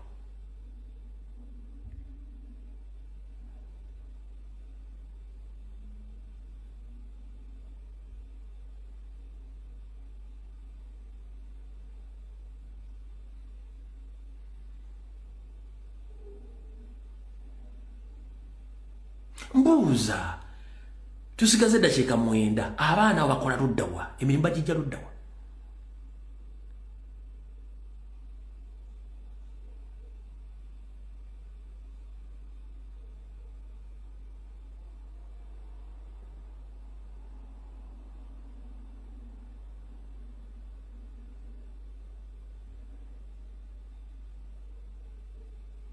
nowalira omwana afuna diploma omwana afuna diguli mwana agenda nakola bwa security nenga singa yakimanyira olumu agenda kubeera wa security kuyani badde yagenda dda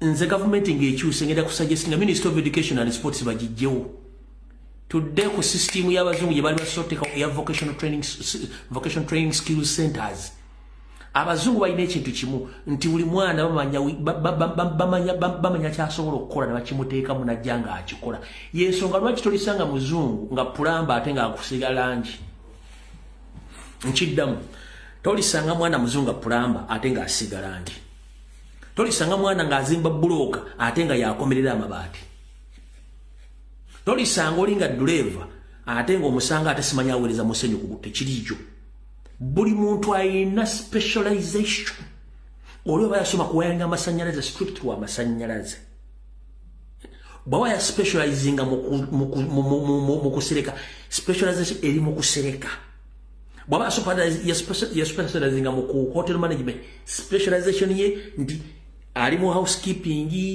ali mu kiyungu ali ku reception nga ye ya specialize naye waffe osoma subject ku subject n'okukakkana nga tolina kyofunyeemu kati kyekizibu gye tulina mu Uganda eno mu nsi zino driver abeera professional mu Uganda abasinga obungi bonna bali professional by experience nti avugidde emyaka 3 ngo tuite experience driver ne wante bakwasa driving license nga toli menti kuba kintu ekyo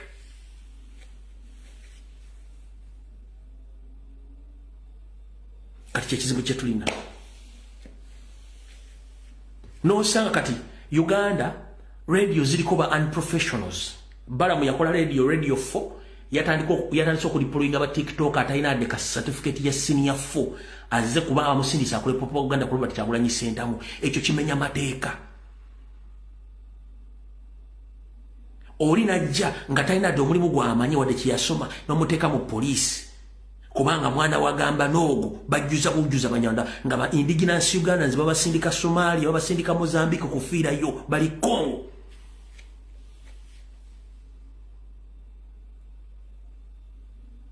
kati kinjira kitegeero lwalero banyabule basebo igirizo omwana wo byokola muteeke mu vumu asobola okweyimirizaawo school fees musasula luzungu temusasula kuyiga nkiddamu abazadde mu Uganda school fees musasulira abaana kumanya lulimi luzungu so si kuyiga na kutandikawo mirimu oba kutandikawo kwekolera musasula luzungu kubanga ye system omuzungu giyalekawo omungereza n'abasibe ebigere ewaabwe teriyo ewaabwe omwana asoma ekintu kyagenda okubeeramu bw'aba yinginiya atandika yinginiya muba mugula luzungu millions and millions of money sente muguza luzungu si skills abazungu basomesa skills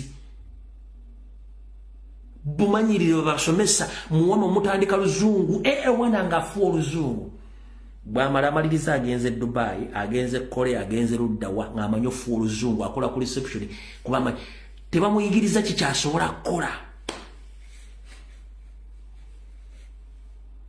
era tewali mwana sitasoma omwana musomo kutaga musasula luzungu amasomero ge Uganda gasomesa luzungu tegasomesa kutegeera n'abaana kwetandikirawo mirimu nno basomesa luzungu ekitali mbazungu abazungu basomesa buyigirize na kumanya abaana kye balina kukola ng'oyagala okimanya genda ku YouTube genda ku TikTok onoonya abaana b'e China abato bakola mirimu ki abaana b'e India abato bakola mirimu ki abaana b'e Japan abato bakola mirimu ki ezo ensi ziri mu Asia ne mu bazungu mujja kutegeera nti oluzungu muteekamu ssente zammwe nga lulimi musasula lulimi emyaka 18 osomesa omwana omusomeseza lulimi nga talina kyamanyi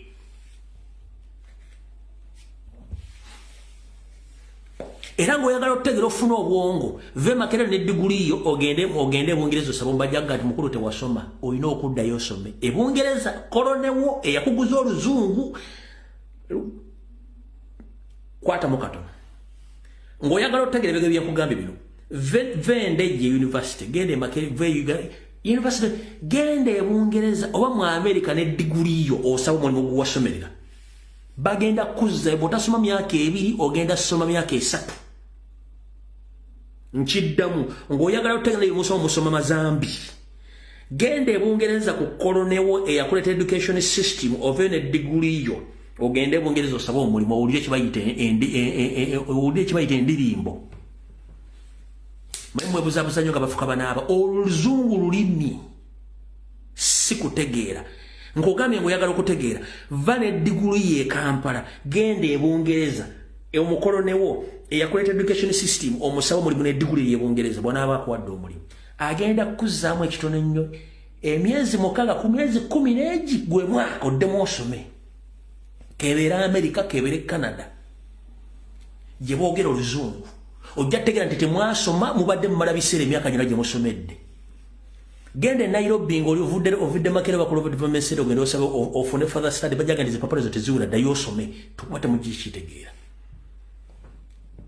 mulyoke mutegeere nti Uganda education system nfu nkuwadde example entono ennyo gende Bungereza omukoloni yakuleta education system ogenda diguli ng'ovudde Makerere okuwalaga nti osomye genda n'ebijoowo bino mwambala bino magandula gamuyambaleko n'enkofiiro teko ne sapula n'emidaali ogende ne swaga n'ebipapula bimentize nasomye diguli otuuka lumuzuga nti agwani nze Kakeeto Mr. Kakeeto tukuyambye bitya anti munnange nze nasoma mass communication ninamu diguli esooka mu Makerere University okay no problem ngagamba we are very sorry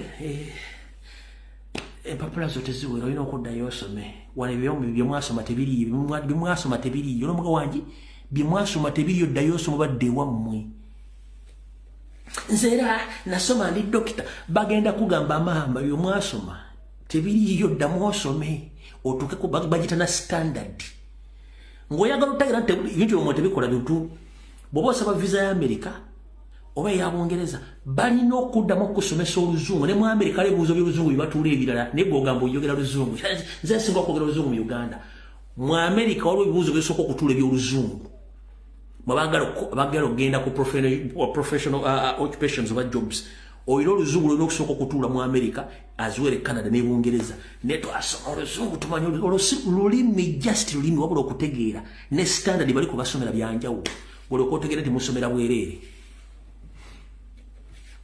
abaana mba equipping n'emagezi amazaale amakole abaana bakolera obukadde bwabwe n'obuvubuka bwabwe nga balina basobola okukola omwana bakafulu mukuba buloka kafulu mukuzimba mukusereka kafulu buli kimu mu kimutendeke nga akimanyi kuva buto nebino byokusoma oluzungu n'oluzungu lwomwogere bungereza tebalumanyi kuba n'abangereza bennyini balina ebitundu batuuka nga olumu tategeramu ne luzungu lwayogera ne mu Amerika azuule bwe kitibwe kiri kale ebisiga tunabyogera ku Sande bwe naba nfunye amaanyi mukama bankumi atakuuma mirembe